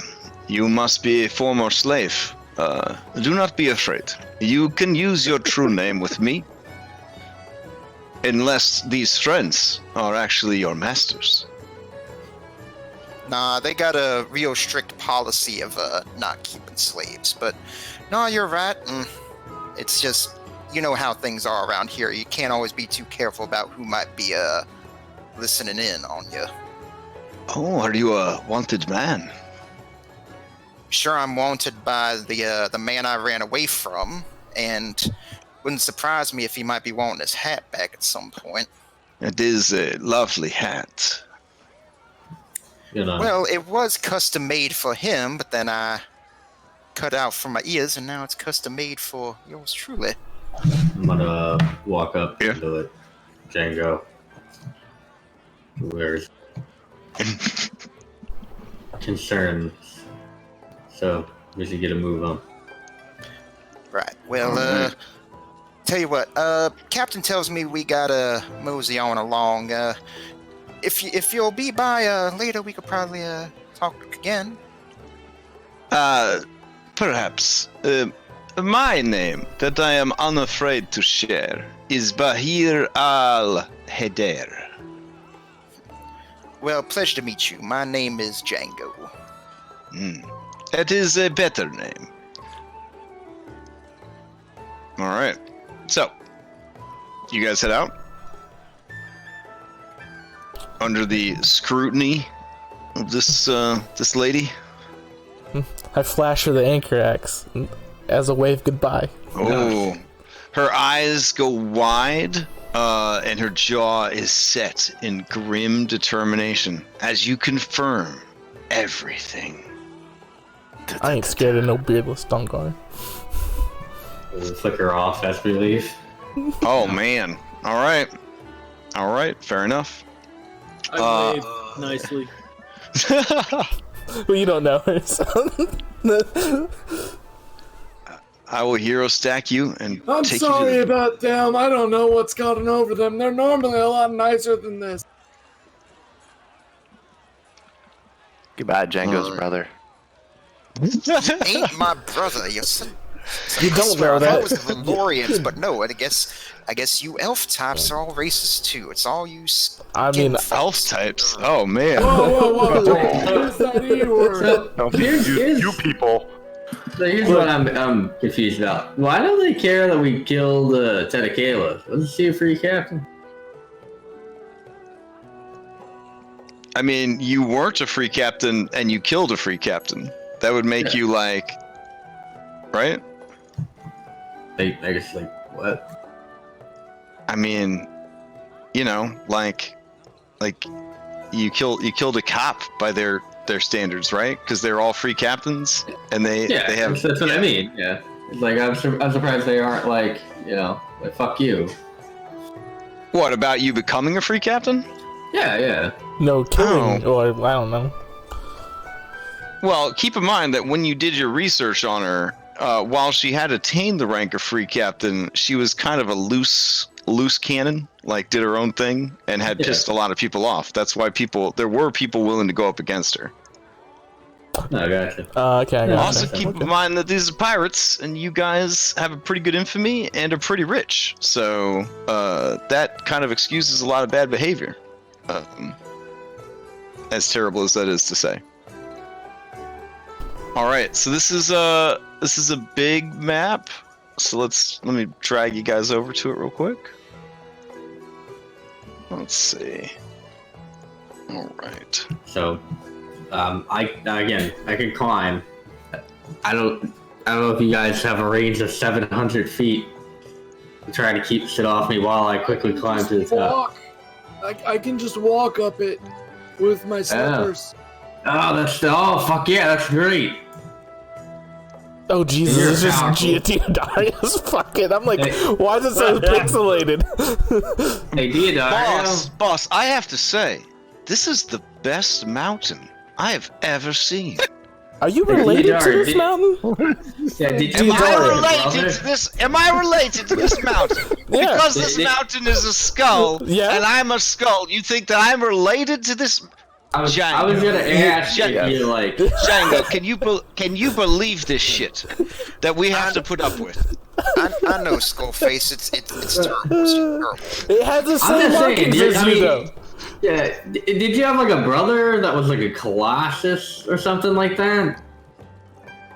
Hello, Diodario's daddy. Oh my God. I just want to point out, Diodario.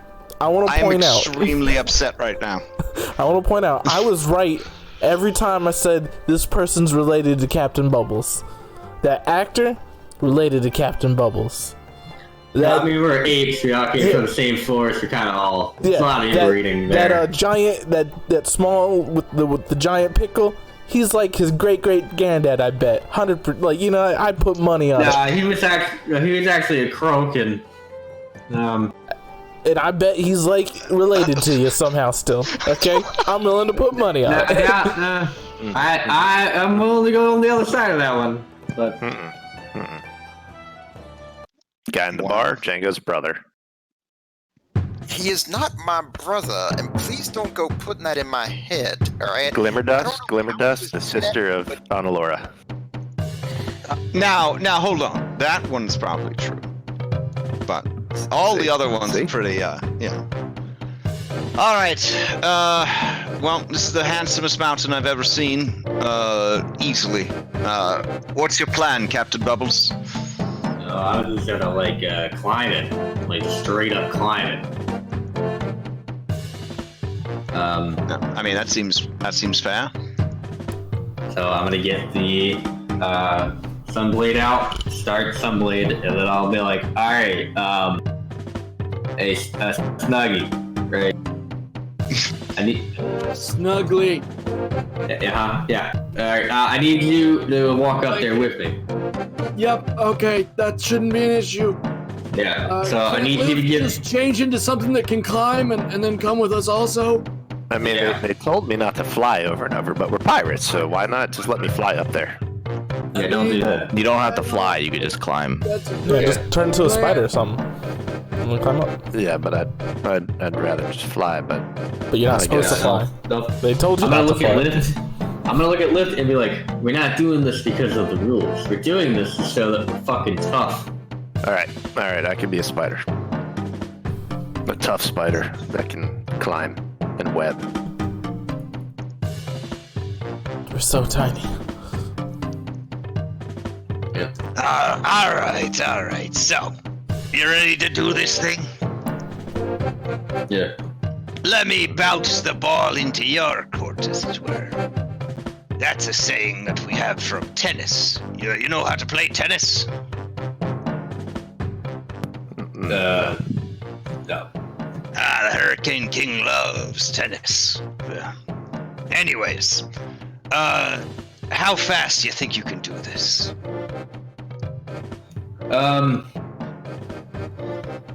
Well, I can move 700 at my slowest. At my slowest, I can probably move about 10 feet per 6 seconds. If I want to be quick about it, I can double that. But that's saying if I'm not. Move 50 feet every 6 seconds. Well, Captain, you can ride on me. Look, you nerds! I just want to know how fast you can climb the mountain. I don't know. Depends on how often we get attacked. He's got a fucking. Assume you'll be attacked constantly. Oh, you want to say like an hour then? Sure, I don't know. How long? That just What 700 time would be feet. most- Yeah, 700 feet divided by 10. At the slowest. So what? Hang on. I need a calculator for this nerd shit. I mean, he's kind of looking for a rounds count here. We'll make it today. How many rounds? It takes as many rounds as it needs to take to climb up there. I'm not doing math here. 8 intelligence. It was he was waiting for you to make a bold declaration so that he could reward or punish you based on how confident you were. Alright, so what about like 100 rounds? That's assuming that we make it 10 feet every, if we did it in 10 feet, like, every round, we could do it at 70. But, like, I don't curving know, fast. expectations. That's all I'm gonna tell him. Fast. That's how fast we climb the mountain. Faster than you've ever seen. Ooh. Actually, I had an idea. And maybe this would be a good time to try it out. So, like, I have the ability to cast haste on fucking plants. Now, I know I'm not a plant. I'm technically a monkey, right? Would I be able, because I can manipulate, like, vines on my body, right? Could I, like, use vines to, like, wrap myself into, like, a skeleton and then cast haste on the skeleton vines that then force me to move? Like, I use that. Make yourself a haste exoskeleton. Basically. And I force myself to move far beyond what my body should be able to do. Man, that's pretty high. Probably hurting myself in some sort of, like, horrible way in the process. I'm okay with I feel like with an appropriate caster check, you could probably push your magic past its normal limits. All right. We're gonna call it second gear if I can make this happen. So Remember, our DM does not watch One Piece. Oh yeah. So second gear is like One Piece. This is a skill check. Yeah. I believe I can Flash of Genius that. Well, it's an ability check, but yeah, it's should fall within the And you got DM constraints of inspiration. that. And you got DM inspiration. So I add +5 to your roll by teaching you the arcane. Okay. And so can I? So how would I roll this? Would I just roll like? You just hit charisma. You're just trying to use your charisma to force the magic to do something it doesn't normally do. Okay. Use your inspiration. So I'm going to use my DM inspiration, and then I'm going to add the 5 that Onward gave me. Okay. So that would be 17. 7. All right. Hold on a second. Wait, do I have proficiency? Nope. Okay. All right. Yeah, that's the problem with the caster check. It goes off your raw skill. I would say that you could pull this off. Yeah. Okay. I mean, it'd probably be pretty shaky. Just keep in mind that if haste ran out, which you would have to concentrate on, that would be a thing. Yeah. All right. Fair enough. So he's getting ready to shoot his gun. Are you guys ready to do this thing? Yeah. I cast. Before he shoots, I cast a spell on my. Okay. Before he shoots, I light a torch and rage. Okay. Okay. In case it gets dark, or no, so I can just keep pressing the fire against my skin while I rage. Oh, fair enough. Okay. Can you just wait 1 minute? Oh. He needs to stretch. He's an old man. And then I ritually cast Tensor's floating disc. All right. Hop on, guys. You can come with us. You're not supposed to fly. That's fine.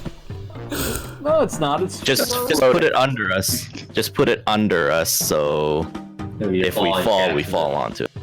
I would like to have waited until the gun starts cast haste. I probably take that. So yeah, fair enough. Okay. Yeah, I also wait until it starts casting. Anyone else have any pre-prep they're gonna do, or are you ready to do this thing? As soon as the gun goes off, I'm turning into a giant spider. Okay. And I look at Captain. Captain, you can ride me as long as you want. That's all right. Everybody, let me know. Everybody should roll into initiative.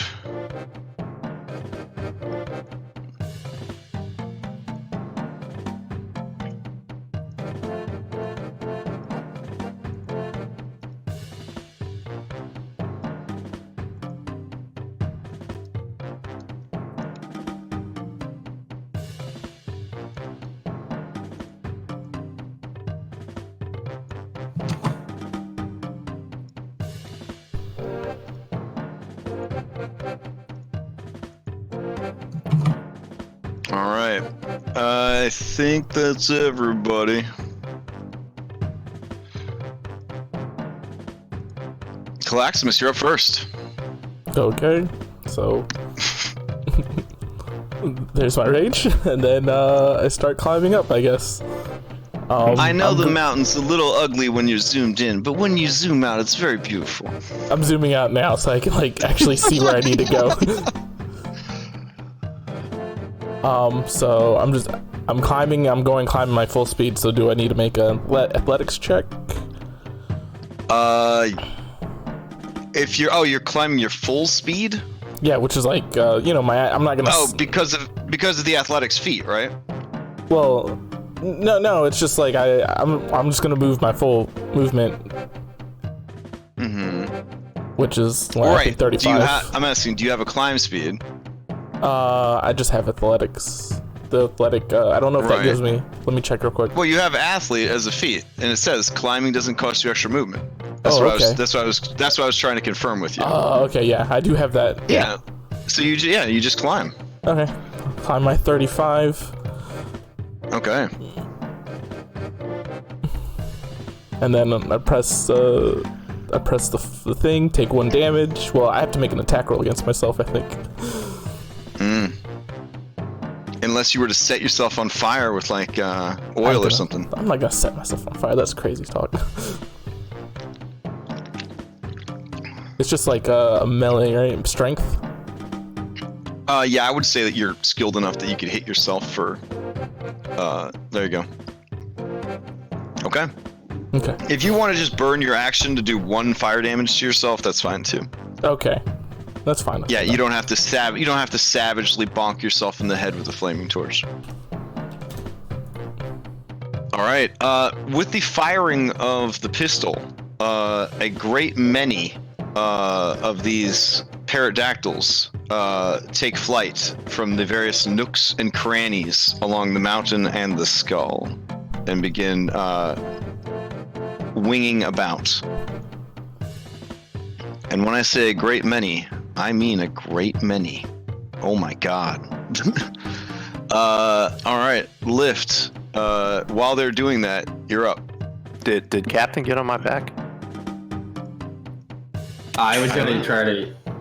Yeah, well, if you're gonna let me on your back, could we say that I use the haste right after I get as far as I can with him, or I don't know, because I don't want to waste the haste. I'll say no. I wouldn't. I wouldn't use the haste on the ground. Okay. Then I'll use my web to move up 60 feet. I don't know. I'm racing, but I am.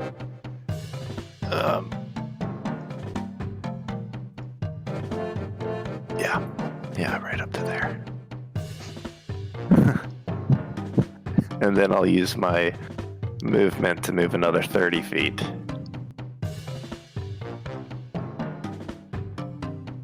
And that'll be the end of my turn. Okay. Bubbles, you're up. You could have been all the way up here, Captain. Probably. So I'm going to use a dash action.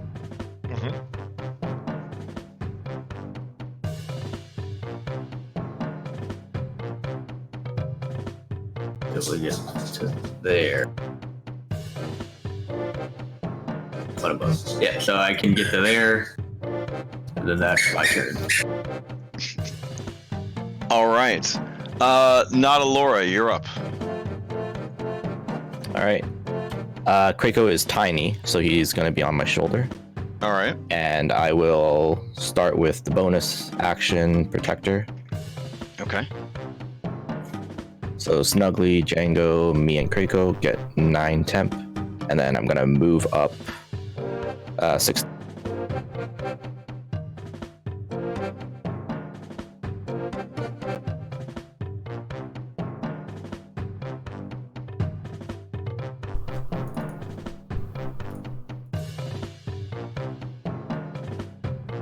All right. Django, you're up.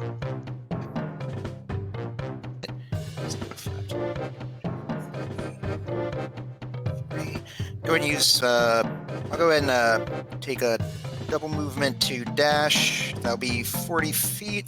So that'll put me right next to Claxamish. And that'll be my turn. All right. Snuggly, you're up. Alright, starting off, I'm gonna go, I really don't want to get attacked by those birds. and then I'm gonna cast invisibility on myself. Okay. And then I'm going to move and dash.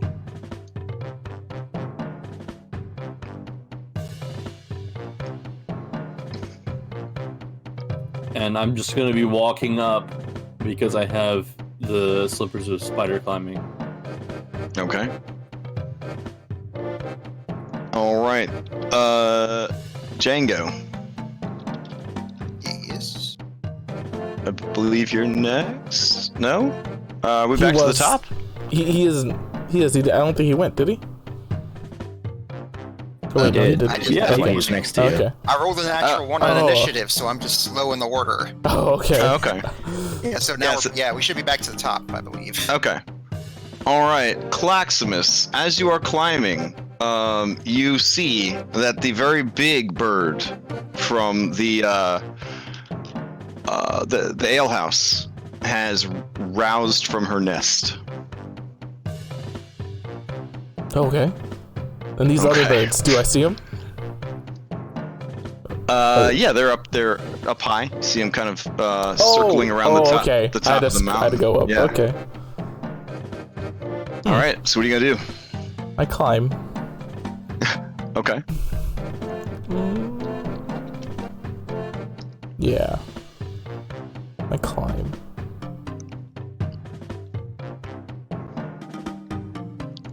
I'm just gonna use my full movement and drop my torch, since they're so far away. All And that's as far as I can get. Just gonna move them as a group, essentially. There we go. They'll do a move and a dash. All right, Lift, you're up. Get my web back. Perfect. Let's see. Where the hell is our little captain at? There. All right, I'm gonna web captain and try to suck him up to me. All right. Like a spider does. Yeah, you definitely do. Web captain, perfect. Yeah, but you also restrained him, so I don't know why you did that. Can you not restrain me, please? Like, I'm a spider. I can drop webs. I'm a spider. It's my web, right? Maybe. I mean, you could drop the part that's coming out of your butthole. Yeah, I didn't think that through. Yeah. But Okay. we got you up like 50 feet. All right. Gwen Stacy, you have been webbed by Spider-Man. Hopefully it turns out better than it did back in the 60s and 70s. All right. Yeah. Yeah. Now, do you want to drag him behind you? Yeah. I'm gonna drag him up even more. Go ahead and give me a strength check with the spider to see if you can clench your spinnerets hard enough to kind of pull them in. No, those spinnerets, they loose. Yeah, you're not doing your spider Kegel exercises, I guess. No, I guess not. All right. Thanks for webbing me. you do drag him another 30 feet up though. All right. But he is now restrained, so that's problematic. Didn't think that through. Nope, you didn't. Bubbles, you start your turn restrained. What would you like to do? Alright, You are covered in webs. damn it. Can I cut my way out with the fucking sunblade? You could. That would take your action. I get 2 of those because... The AC is 10, the hit points are 5 on these powerful butt discharges from... You also use the sunblade, which is fire, right? Or no? I don't know. It's a rage. Oh no. Let's find out what happens, I guess. Damn. Use your other hand. Thanks. Yeah, I cut my own hand up. Yeah, that's okay. You can regrow them. Not very well. There's reasons I'm not really using a gun anymore. Alright, let's see how it goes. We got a fumbles. Let's see. Slashy fumble. Okay, no problem. You don't get to add your damage to your next attack roll. Okay. But you're still webbed. So what are you gonna do? So technically I get 2 attacks because I'm level 8 now. Alright, go for it. Let's see if I can... Alright, so now... There you go. Alright. So... Yeah. And you did get pulled up 30 feet, Captain, so... Just add that. Yeah. There is that. Alright, so you still have your movement and your bonus action.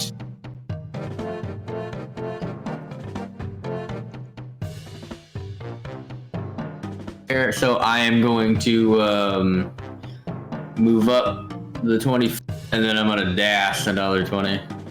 So I'll get right in front of Clacksmith.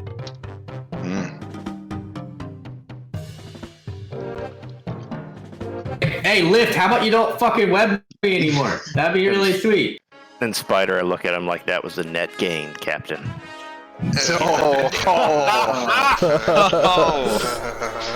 Oh man. Take the inspiration lift. So you cast Dodge's hideous laughter on him? Is that... Not Alora, you're up. So I dash, and then I give these 3 9 10. Okay. Does the And old using the rest of go my away, movement, I go there. or does the old still stay? Temp No, HP they stays stay. till you lose it, so you gain a... Well, I didn't know. Yeah, till you gain a higher amount than you had before, or till you take a long rest. I didn't know if she recasts it, if it drops on the previous ones. Oh, No. I get what you're saying. No, it's stupid. Like, you could Yeah, have... it would override it. Yeah. If you have an But army... since You essentially yeah. just have your artificer just ride through the ranks of your army and just give everybody bonus HP before the fight. It's so stupid. So there's a lot of things in the recent content that a lot of thinking didn't go into, but that's all right. Does it cost like a fun. spell slot or anything, or can you just do it every turn? Just do it every That's a turn bonus action. forever. Jesus. Yeah, no, it's so stupid. So, I mean, it's up there with like the Bear Barbarian takes half damage from everything in the game. It's like it's fun for sure, but it's like, what the fuck? So, anyways, but at higher levels, I mean, 9 temp HP is, it's whatever. At like higher levels, so. But for low level play, oh my god, it's absolutely insane. All right. Is that your turn, not Alora? Yep. Okay. There is a massive pawing sound as the big ass bird enters the field. All right. It has a flight speed of 120. That's good to know. All right. Let's see. So fly to there. and then it will fly to there. All right. It looks so small on this map. Okay. Django, you're up. Alright, so let's go ahead and do dash of 40 feet movement, just straight up to there.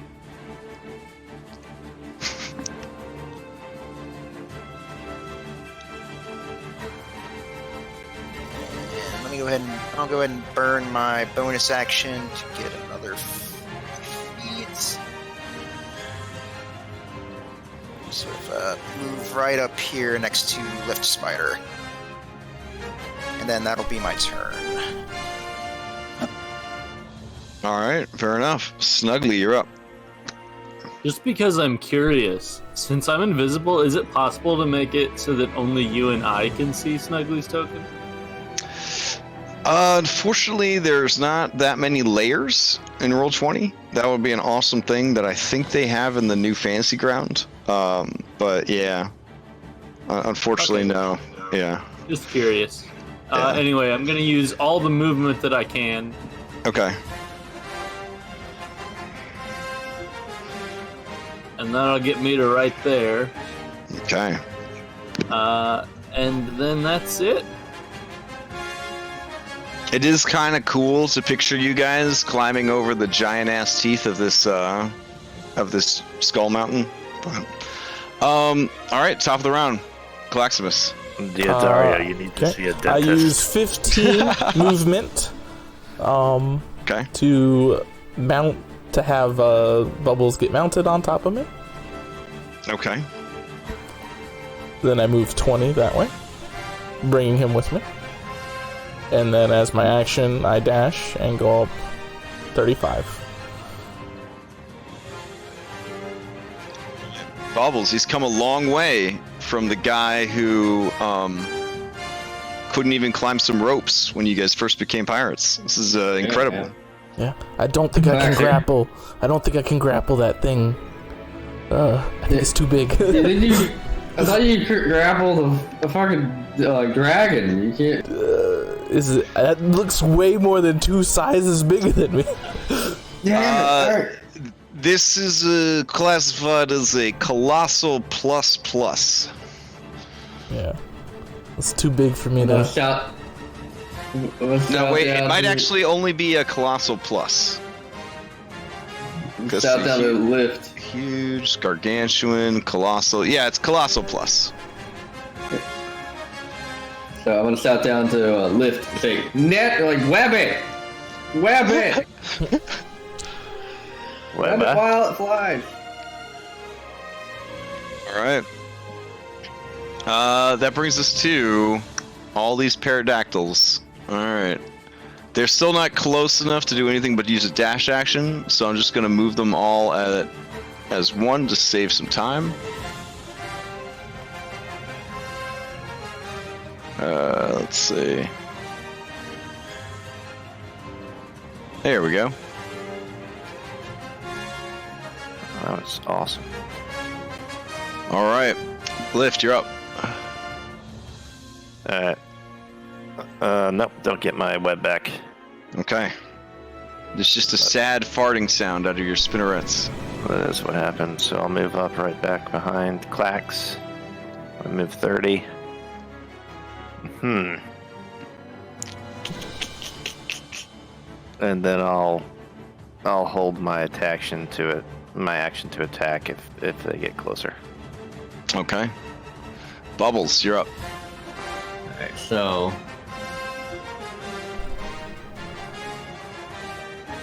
Alright, so the creatures here, are they what are they close to the mountain itself, or are they like where? It definitely seems like they've been trained to attack people climbing this mountain. So you could definitely treat them as you're climbing as threatening the spaces, because we're on a vertical map right now, obviously. So yeah, they are 5-ish feet away from the cliff face to give you room to climb past them, but also room that they could attack you if you do. Alright, I'm going to Eldritch Blast that one here. Oh my god, actually, monster. Alright. Oh, wait. You're gonna Eldritch Blast this one? Okay. Yeah. I should get 2 Eldritch Blasts. Alright. It's been a long time since I used it. A 12 hit? A 12 does not hit. That's a 12 hit. No. Alright, it does a barrel roll, and then another barrel roll as you blast at it. And be like, I gotta get this thing. So, you know what? I'm gonna vine whip it, or thorn whip rather. Whip it good. Aren't you using your thorn whips as a exoskeleton? Oh yeah, you're right. No, I can't do that then. Alright, and then I'll use Eldritch Blast again. A 22 probably hits it. 4 points of damage. Yes. It takes 4 points of damage. And then 3 points of damage too. Alright, it takes 3 points of damage. It is bloodied. Alright. I'm gonna, say to Quacks, hey, I'm gonna hang out on you until we get an opening, and then I'm gonna start moving forward. Okay. Alright, Laura, you're up. I'm gonna move there, and I'm gonna cast Mirror Image. And that'll be my turn. Alright, the Mama Bird. Let's see, 120 foot speed. It's gonna swoop over. And then, let's see. It will actually take a dodge action. Alright, Django, you're up. Alright, let's go ahead and go 5, 10, 15, 20 feet straight up. Then I'll go ahead and take attack action with my pistol against the bloodied ones. All right. Clinging to the cliff face with your feet and hand, you take your remaining hand and fire your pistol. Oof! 14 hits, 13 damage. You blow the thing's braids out. It just goes fluttering past you guys towards the ground. It would actually only go 60 feet, so it'd be about here. And that's my turn. Alright. That brings us to Snuggly. Alright, I'm just gonna move as far as I can. Okay.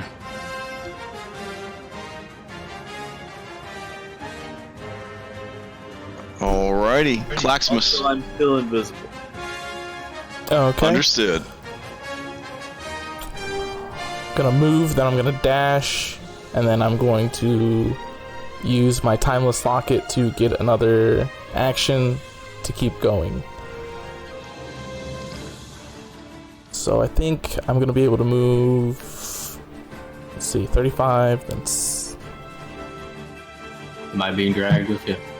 Yeah, you're on. You're still. You haven't dismounted me. It will take half your movement to dismount. So I'll move 105 feet. Okay. Up there.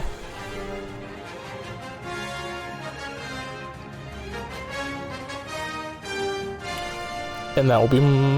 I will bonus action rage. Because I'm going. Okay. Yeah. This is your stop, Captain. Alrighty. Lift, you're up. Yep. All right. So we'll move 30 more feet. It looks so much bigger on a regular size map. What, the giant bird? Yeah. Yeah. I'm hoping Or me just being everything? I hope me being like zoomed everything. out so far isn't bad for the stream. I'm just trying to catch everything. And then I'll get right up next to Snuggly. It just looks like a picture of Diodario's face with like sprinkles all over it. That's it. I just don't know how else to show. I could zoom in on people, I guess. All right. Oh, and I get my web back. That's it, though. Okay. All right. Now that you guys are close enough, I'll start having the parrots actually do stuff. All right. So 14 is going to move and dash this away. There we go. Bubbles, you're up. All right, so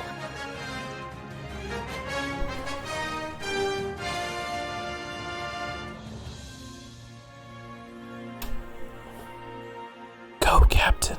I believe.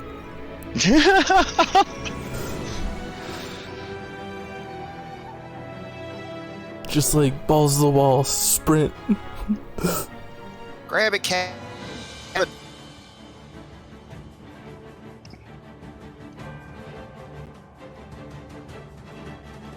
You're halfway there, Captain. I'm sure you can go even farther. That can't be the farthest you can go. Oh, I mean, having a climb speed is definitely making this easier. You can't even imagine how people without a climb speed even manage this. Mm-hmm. But he hastes himself. Look, I don't even know what haste does. Is that as far as you can really go? Yeah.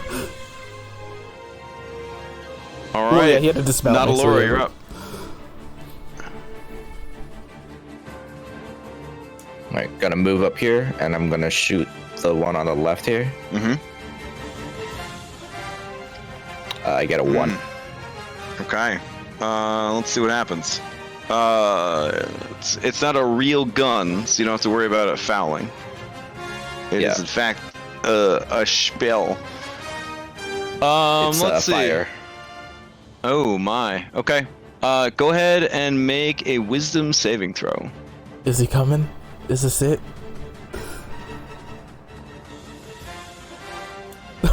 He's coming. Oh no. Okay. Django. What is an animal that starts with the letter A? Aardvark? Okay. Annalora, you, as you go to cast this spell, because of the wild magics of the shackles, instead of firing volatile flames, there is a strange popping sound, and you are an aardvark. Am I still concentrating on spider walk? You have the mind of an aardvark 100%, but I don't think rules is written. Polymorph creature stops concentrating. Yeah, I don't think so. Which is kind of weird, but I'll let's check. see. Yep, you can continue concentrating while you are polymorphed. Okay. Otherwise, you wouldn't be able to cast polymorph on yourself and concentrate on it. Yeah. All right. Weird. Okay. And technically, yeah. Okay. So yeah, you are an aardvark now. I don't have an aardvark miniature. What can they even do? I'd say an aardvark probably has the stats of a badger. So we'll make you a badger. I think that's probably being generous, but They're like anteaters, aren't they? They're like kind of like them? basically, yeah. I just went with literally the first thing that came to mind. That was look, why I asked. Same, because it's There's a the very first 3.5 word. one. I mean, this is what it said is I could choose, or player could choose the first animal they think of whose name begins with the first letter of this character's name. That is what the card says. So, I had never seen that one before. All right, so Laura, here's your badger. Your spider climbing badger. All right. All right. Buddy badger, don't care.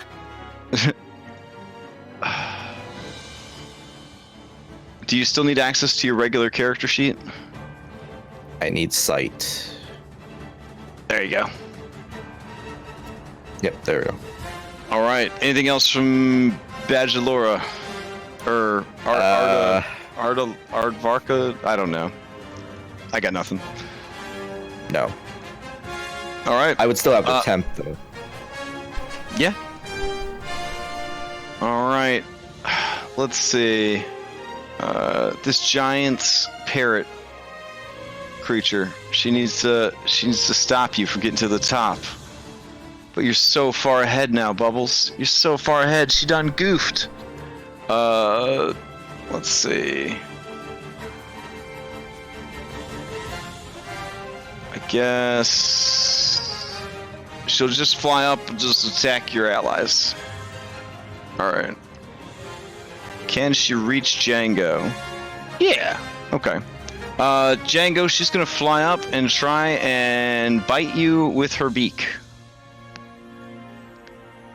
And I think, yeah, we'll go there. There we go. Here we go. Beak attack. Oof, yep, Ooh, that half hits. that damage. Half that damage. Oh my god. Yes, let me... Uncanny dodge, please. Half the damage. Alright, so you take 12 points of piercing damage. Fair enough. Oh my god. That was pretty low damage for that thing. Alright. These things are going to try to pursue Bubbles. So, 160 feet. There we go. 160 feet. Oh, that could reach you. Alright. Let's see. This one. 160 feet. There we go.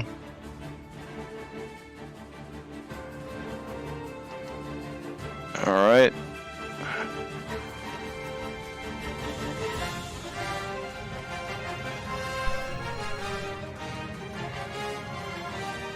And Django, you're up. Alright, so let's go disengage. 5, 10, 15. Oop, and 20.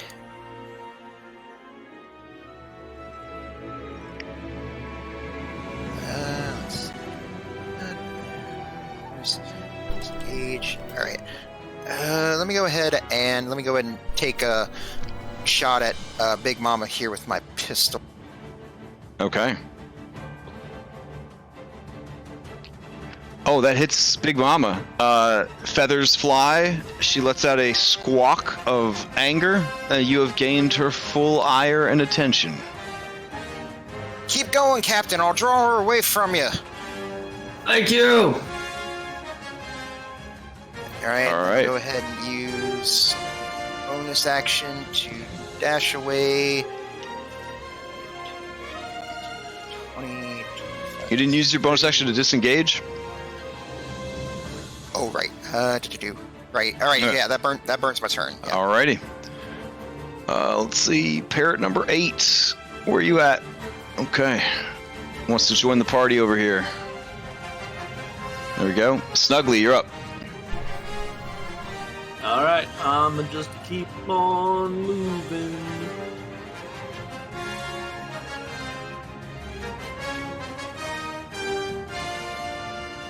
And that's it. Okay. Parrot number 3. It's just gonna fly up to the spider. And try to bite you.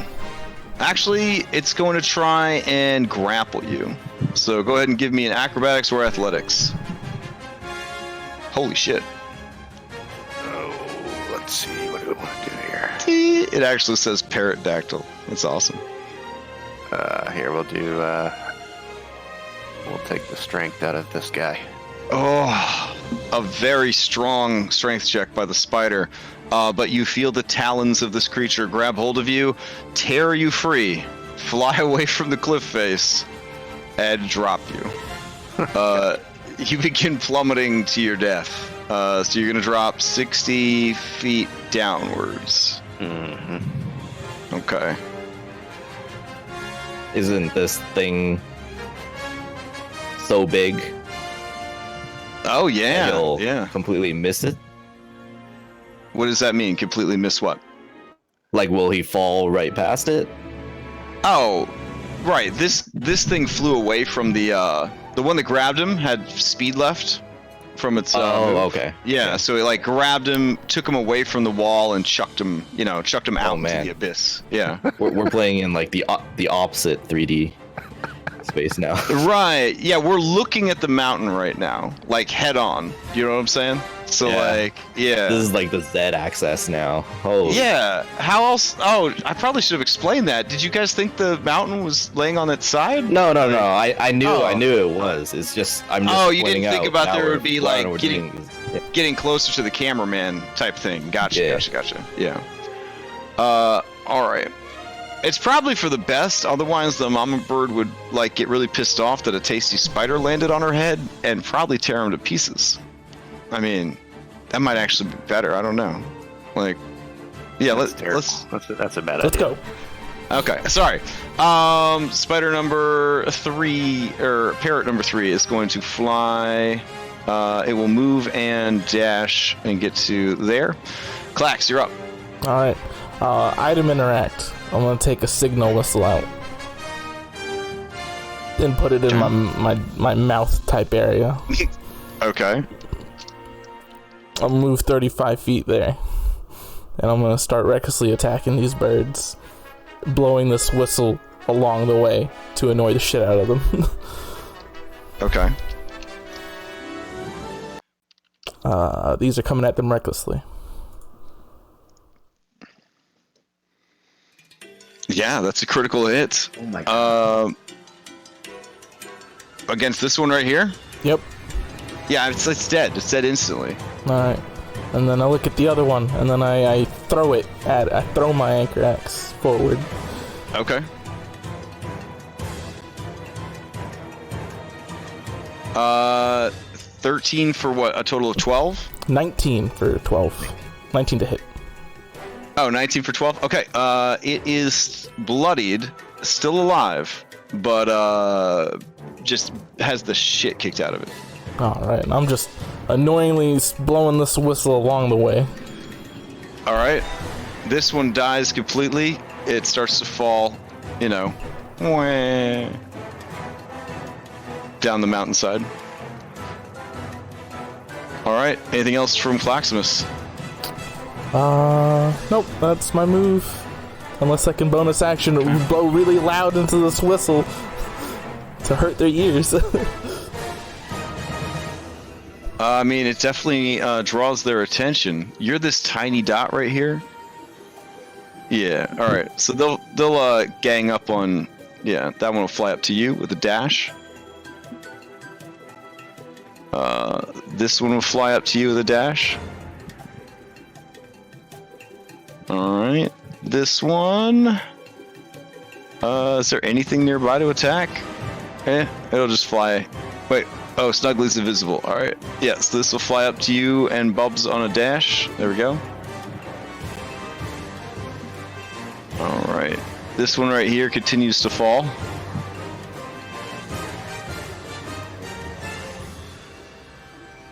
What else do we got? This one over here. I guess we'll start flying this direction. And the same thing with this one. We'll start pursuing Captain Bubbles. Alright. Oh man, if you got an AoE spell, this is the best time. This is gonna be the best time if you got an AoE spell. Alright, Lift, you're up.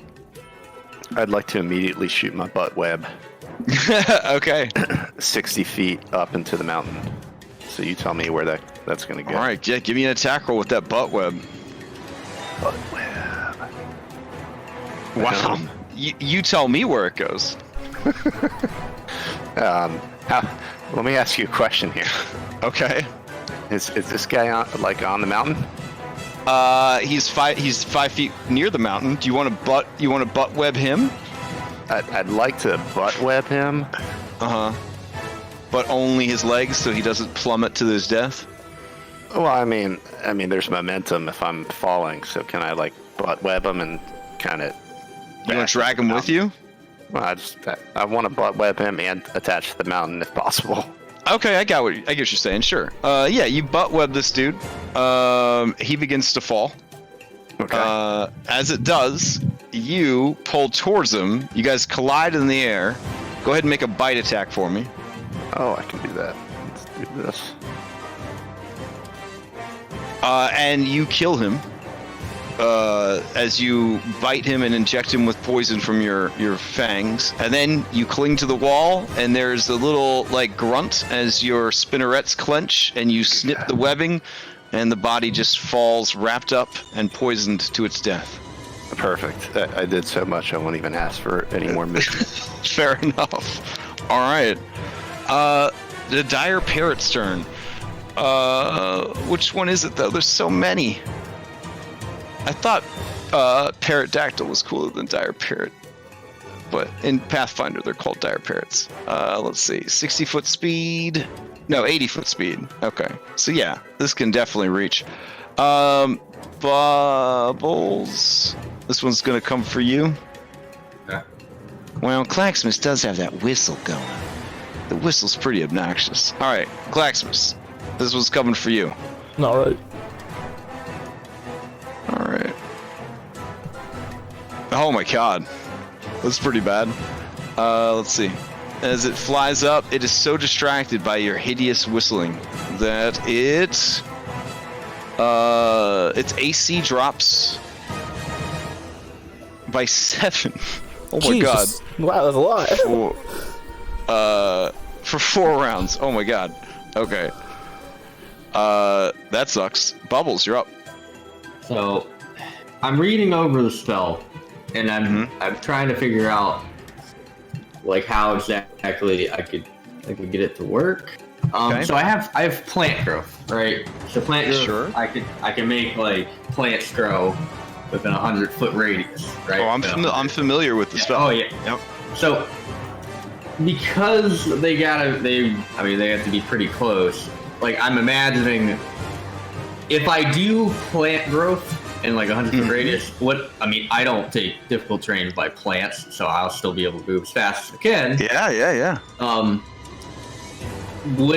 I'm trying to figure out like how best to do it to hamper them from either being able to attack me or see me or insert bullshit, you know? Gotcha. Yeah, so the plant growth would be beneficial in this capacity in so much as I'd probably say it would give you concealment, so you'd have like a bonus to your armor class if they tried to attack you.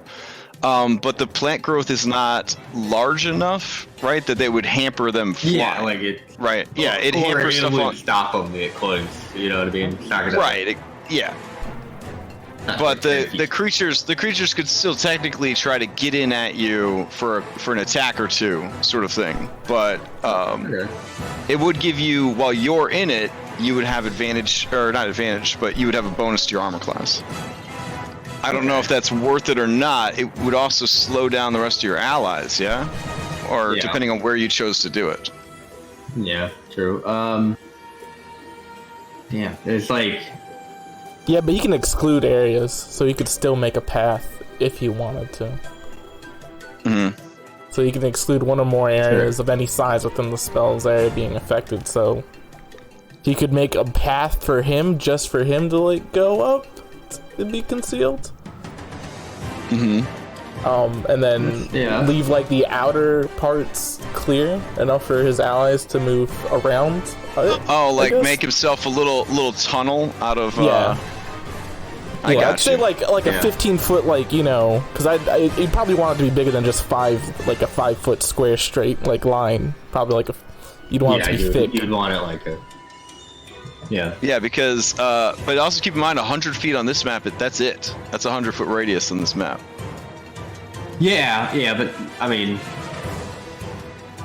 like, that would... I mean, I guess it's better than nothing, you know what I mean? I guess. I mean, it's up to you. It's a chosen point, too, so it's, like, really 200 feet of movement right there. Yeah, actually, so... I can put that up to 150 feet, right? Mm-hmm. So yeah, you should be able to move this now if you want. All right, cool. So can you put it right there for me? Okay, sure. Boop. Oh, here's what we'll do. I'll just color it in, like green. Okay. The path. So path you're gonna make. Yeah. So I'm gonna cast plant growth. Okay. And I'll make the path, and then I'm going to just move and just try to knock it. So. Like a rabbit fleeing into the brambles.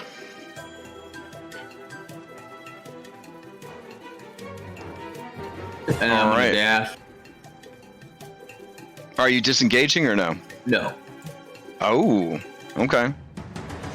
Let's see. So that would be 2 opportunity attacks. Yep.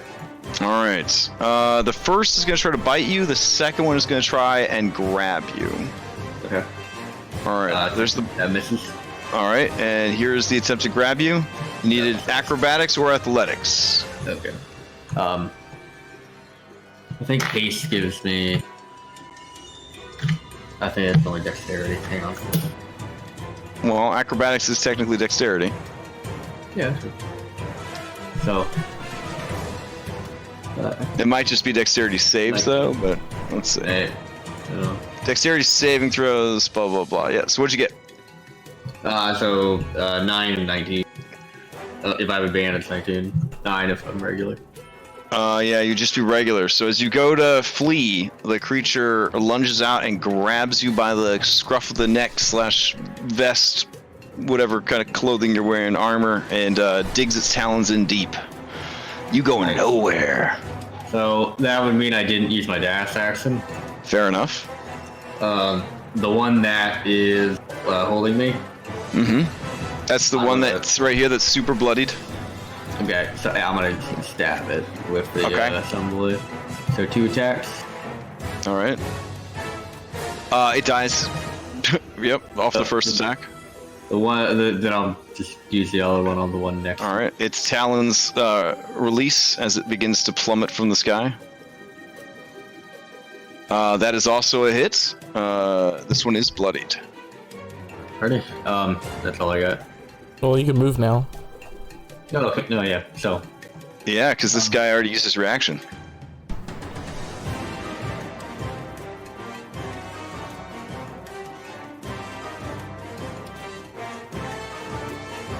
I remember it used to be like hold down shift while you move. It doesn't seem to work for me anymore. Left click, hold left click, and then use the right mouse button to measure and draw a path. Or the Q key. Okay, gotcha. Thank you. That's all I got, too. So. All right, fair enough. And you used your additional action, right? Yeah, I used the additional action to create the. yeah. And you are remembering that your speed is doubled with haste, yeah? Yeah, but my climb speed's only 10. Oh, right. Okay. Natalora, you're up. All right. I will. You are a vicious spider climbing badger. Not knowing that I am on the side of a mountain, I am going to use my turn to make a survival check for termite. Okay. Oh, right, because you are an aardvark. Fair enough. There are plenty of bugs and beetles, ants, that sort of thing in this skull. You can gorge yourself to your heart's delight. Sweet. I will follow them to like whichever spot has the most of them. Okay, fair enough. Django, as you tank Mama Bird, an idiot. You watch as this badger kind of waddles off. Well, you just make things more exciting for everybody by giving yourself 40 less speed per move.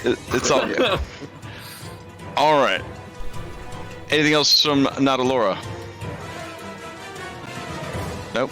All right, fair enough. Let's see. Parrot number 12 is going to fly in, try to grab hold of this guy, Bubbles Jr. Bubbles Jr. is going to try and grab you. Ready?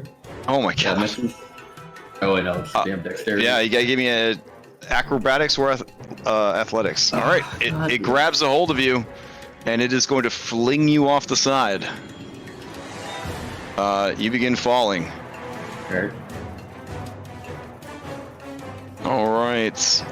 This parrot right here is pretty beat up.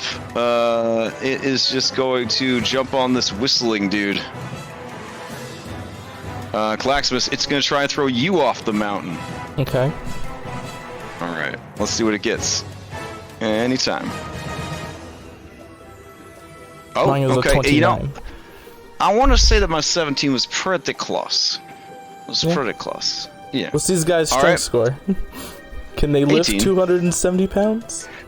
Okay, good. They don't have to lift. They just have to tug. But yeah, they can lift it. All right. Mama Bird will just continue her assault on Django, I guess. All right. Django, she's going to fly up to you, using 25 feet of her 120-foot speed, and she's going to try and grab you with her talons. Yikes. It's very brave of you to tank this bird so that Captain Bubbles can make it to the top of the mountain. Yeah, I heard a whisper. Uncanny dodge. On the wind. Dodge, Okay. All right, fair enough. Now that you are restrained, it is going to try and bite you. But a 15 misses, I believe. All right. And now that you are grappled, it will look around and see that there are people further up the mountain, and it will fly with the rest of its speed to like there, and keep you in its talons as it goes.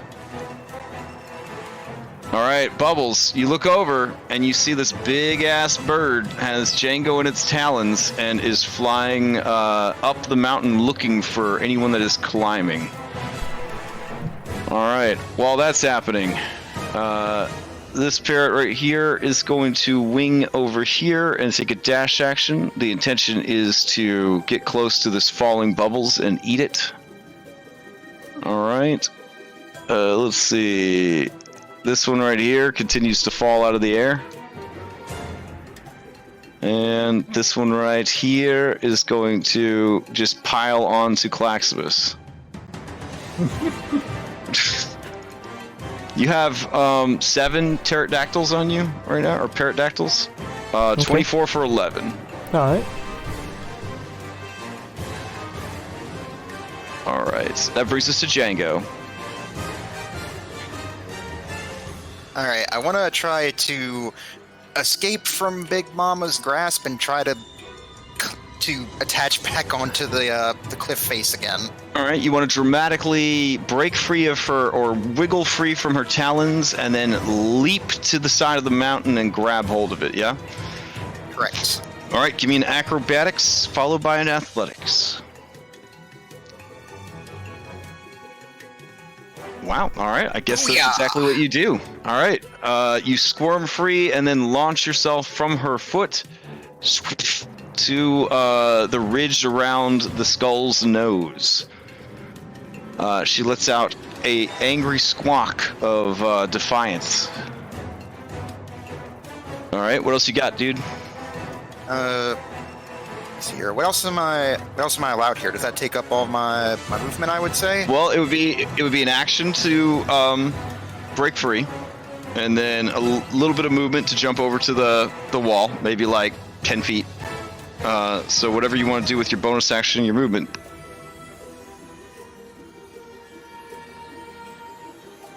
Alright, let's see. I'll go ahead and... Let's see here. I'm in melee range. It's like I'll go ahead and reach for my rapier and take a stab at her. Nice! Wow. Alright, you definitely hit her. Let's Sneak see. attack damage because of Sneak damage. attack. Yeah. Well, no. Yeah, because critical. It's swashbuckler. Oh yeah, that's right too. Let's see. This is a piercing weapon. Oh my god. Maximum damage. Roll the damage dice again.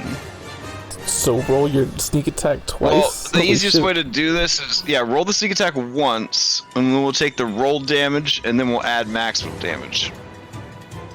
I've got a calculator. Attack damage. Alright, hold on. So 24 plus his normal attack would be 2. Okay. And then you did that, and then you did that. So you just did 70 damage. Nice. Alright. Yeah, you stab this thing right upside the head, right in its ear hole. There is a squawk that shakes the mountain. Blood sprays from the wound. The creature is absolutely furious. And not bloodied. All right. That's my turn. That's your turn. This one's going to jump into this bird pile.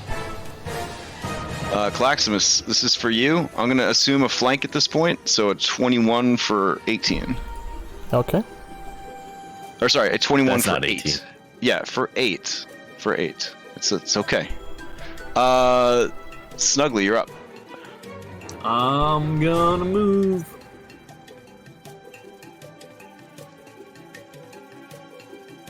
And that's it. Alright, fair enough. Let's see.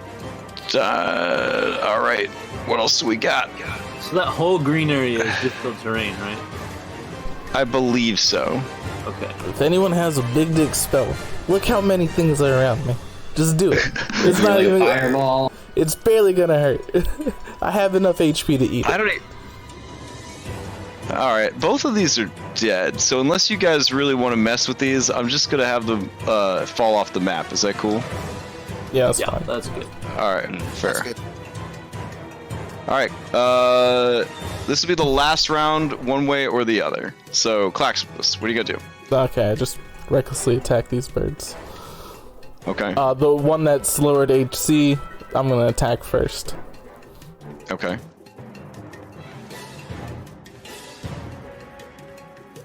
Yeah, it dies. Okay, and then I'll just attack the next one in line.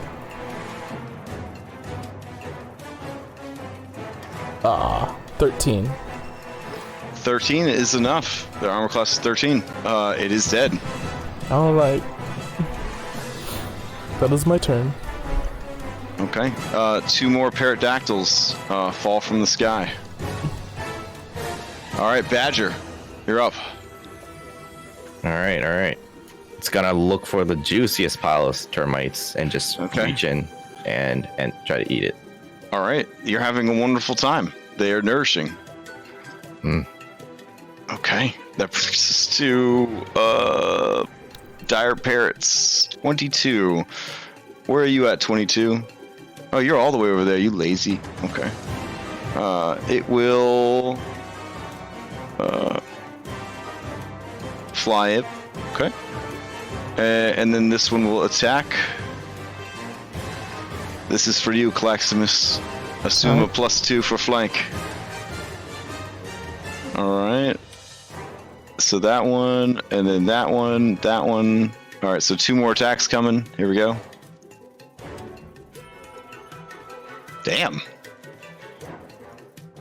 Alright. Yeah, they're going to town. Alright, let's see. 18, where you at? I feel like if I can't see you... Oh, you must be dead. Yep. Alright, that 18 right there. I guess it'll jump in on the Claximus pile. You still blowing that damn whistle? Oh yeah, like... Okay. Oh, man. Alright.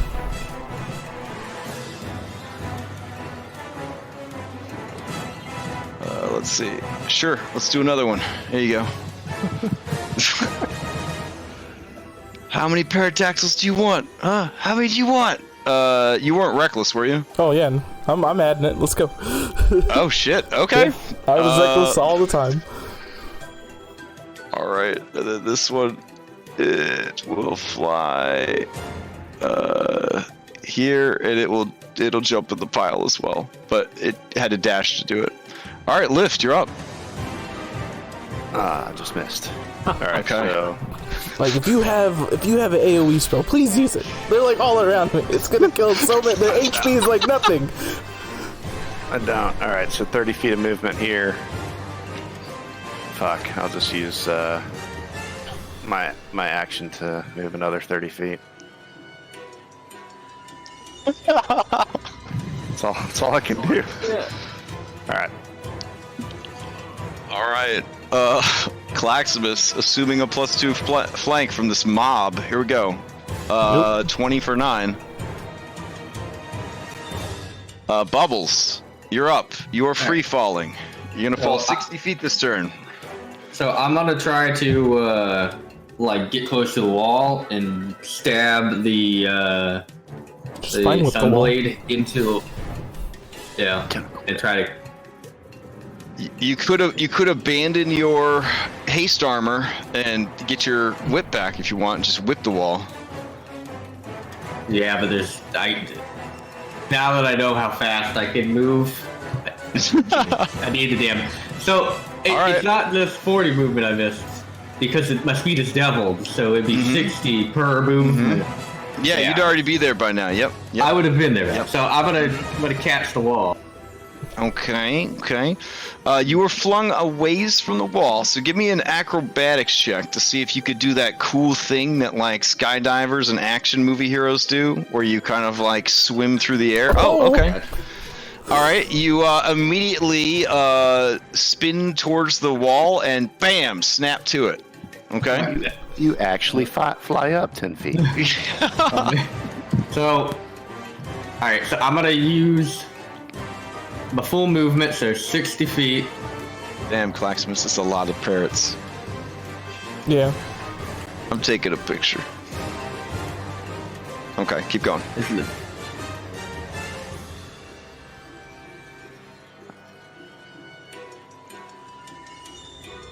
It's 60, and then I'm gonna make 2 dash actions, so 120. All right. And then I'm gonna get into the giant mess. I didn't ever grew it because I got thrown off. So I'm just gonna say I just did the whole damn thing. Sorry, everybody. Fair enough. Yeah, you disappear into the briar patch. The pterodactyls look at you and just kind of shrug, and they all plan to go eat this crab dinner. All right. Badger. Still eating and still crying? Oh, yeah. Okay. Just gotta move closer to the corpses here. Claximus and the whistles. 24 for 10. Yep. All right. So these guys would all be continuing to tumble down the side of the mountain. All right. Let's see. And Mama Bird. All right. Mama Bird got fucking shanked in the ear hole. She was not happy about that. So, yeah. She's going after you again. You hateful mean cat. All right. This is for you, hateful mean cat. Nope. Oh, 16 misses. All right. She lunges forward with her beak. And misses. Wow. All right. You doing it, Peter? Let's see. That brings us to more parrots. Here we go. Claximus, this is for you. That's a miss. I think it's the first pterodactyl to miss you. Second. Okay. Let's see. The rest of them are dead, I think, at this point. Yeah, this one's dead. Oh, that one's alive. Okay. Here you go. This is some of the best tanking I've ever seen, though. Like, you really have drawn them all to you. I just wish somebody would use an AoE spell. Any AoE spell. Anything.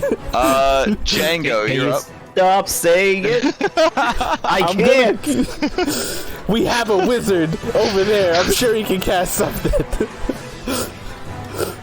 All right. Yeah, see, I'm an illusion wizard. I don't You're really have terrible. any of that. You're terrible. All right, I'm gonna burn my bonus action, disengage, move 20 feet away here. Mm-hmm. And then take a shot at Auto to knock out her polymorph. All right. I see the Onalora, like Aardvark here say, "Sorry, darling." Aardvark, Laura, yeah. Then, go and take a shot at her, try to knock her out of poly. What?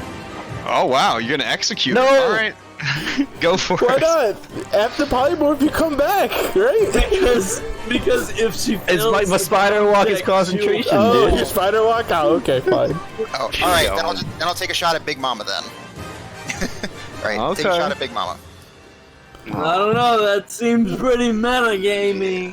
Yeah, it was pretty meta. Mm-hmm. All right, you shoot Mama Bird. She takes some damage. Anything else? All right. Then still got 20 feet of movement. 5, 15, 20. Pop myself here against Lift Spider. That'll be. Okay. I'm still clapping for you, by the way. Thank you.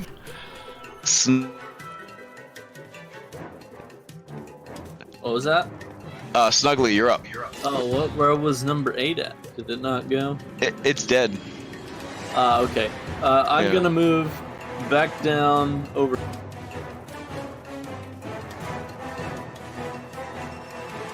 And then I'm gonna use the newly attuned bolt shard crossbow to shoot every single one of those parrots.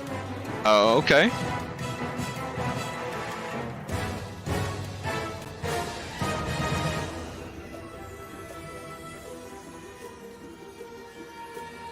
That's a I lot of eagerly shots. await the attack roll. How many are there?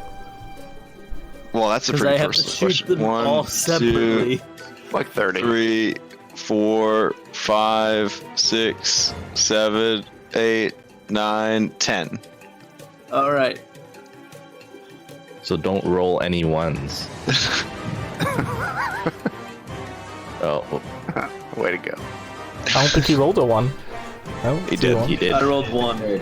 All right, you're trying to hit an armor class of 13. So read off successful hits to me. And your fumble. 5 of them hit. Your fumble is if there's an ally within 10 feet of the target, they must make a dexterity saving throw. Oh, All sweet. right, I got advantage on this. All right, dexterity saving throw, DC 18.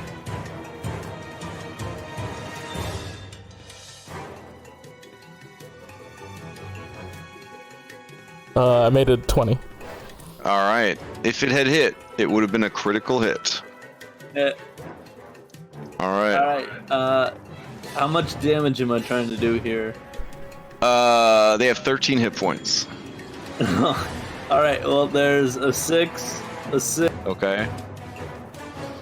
a 4,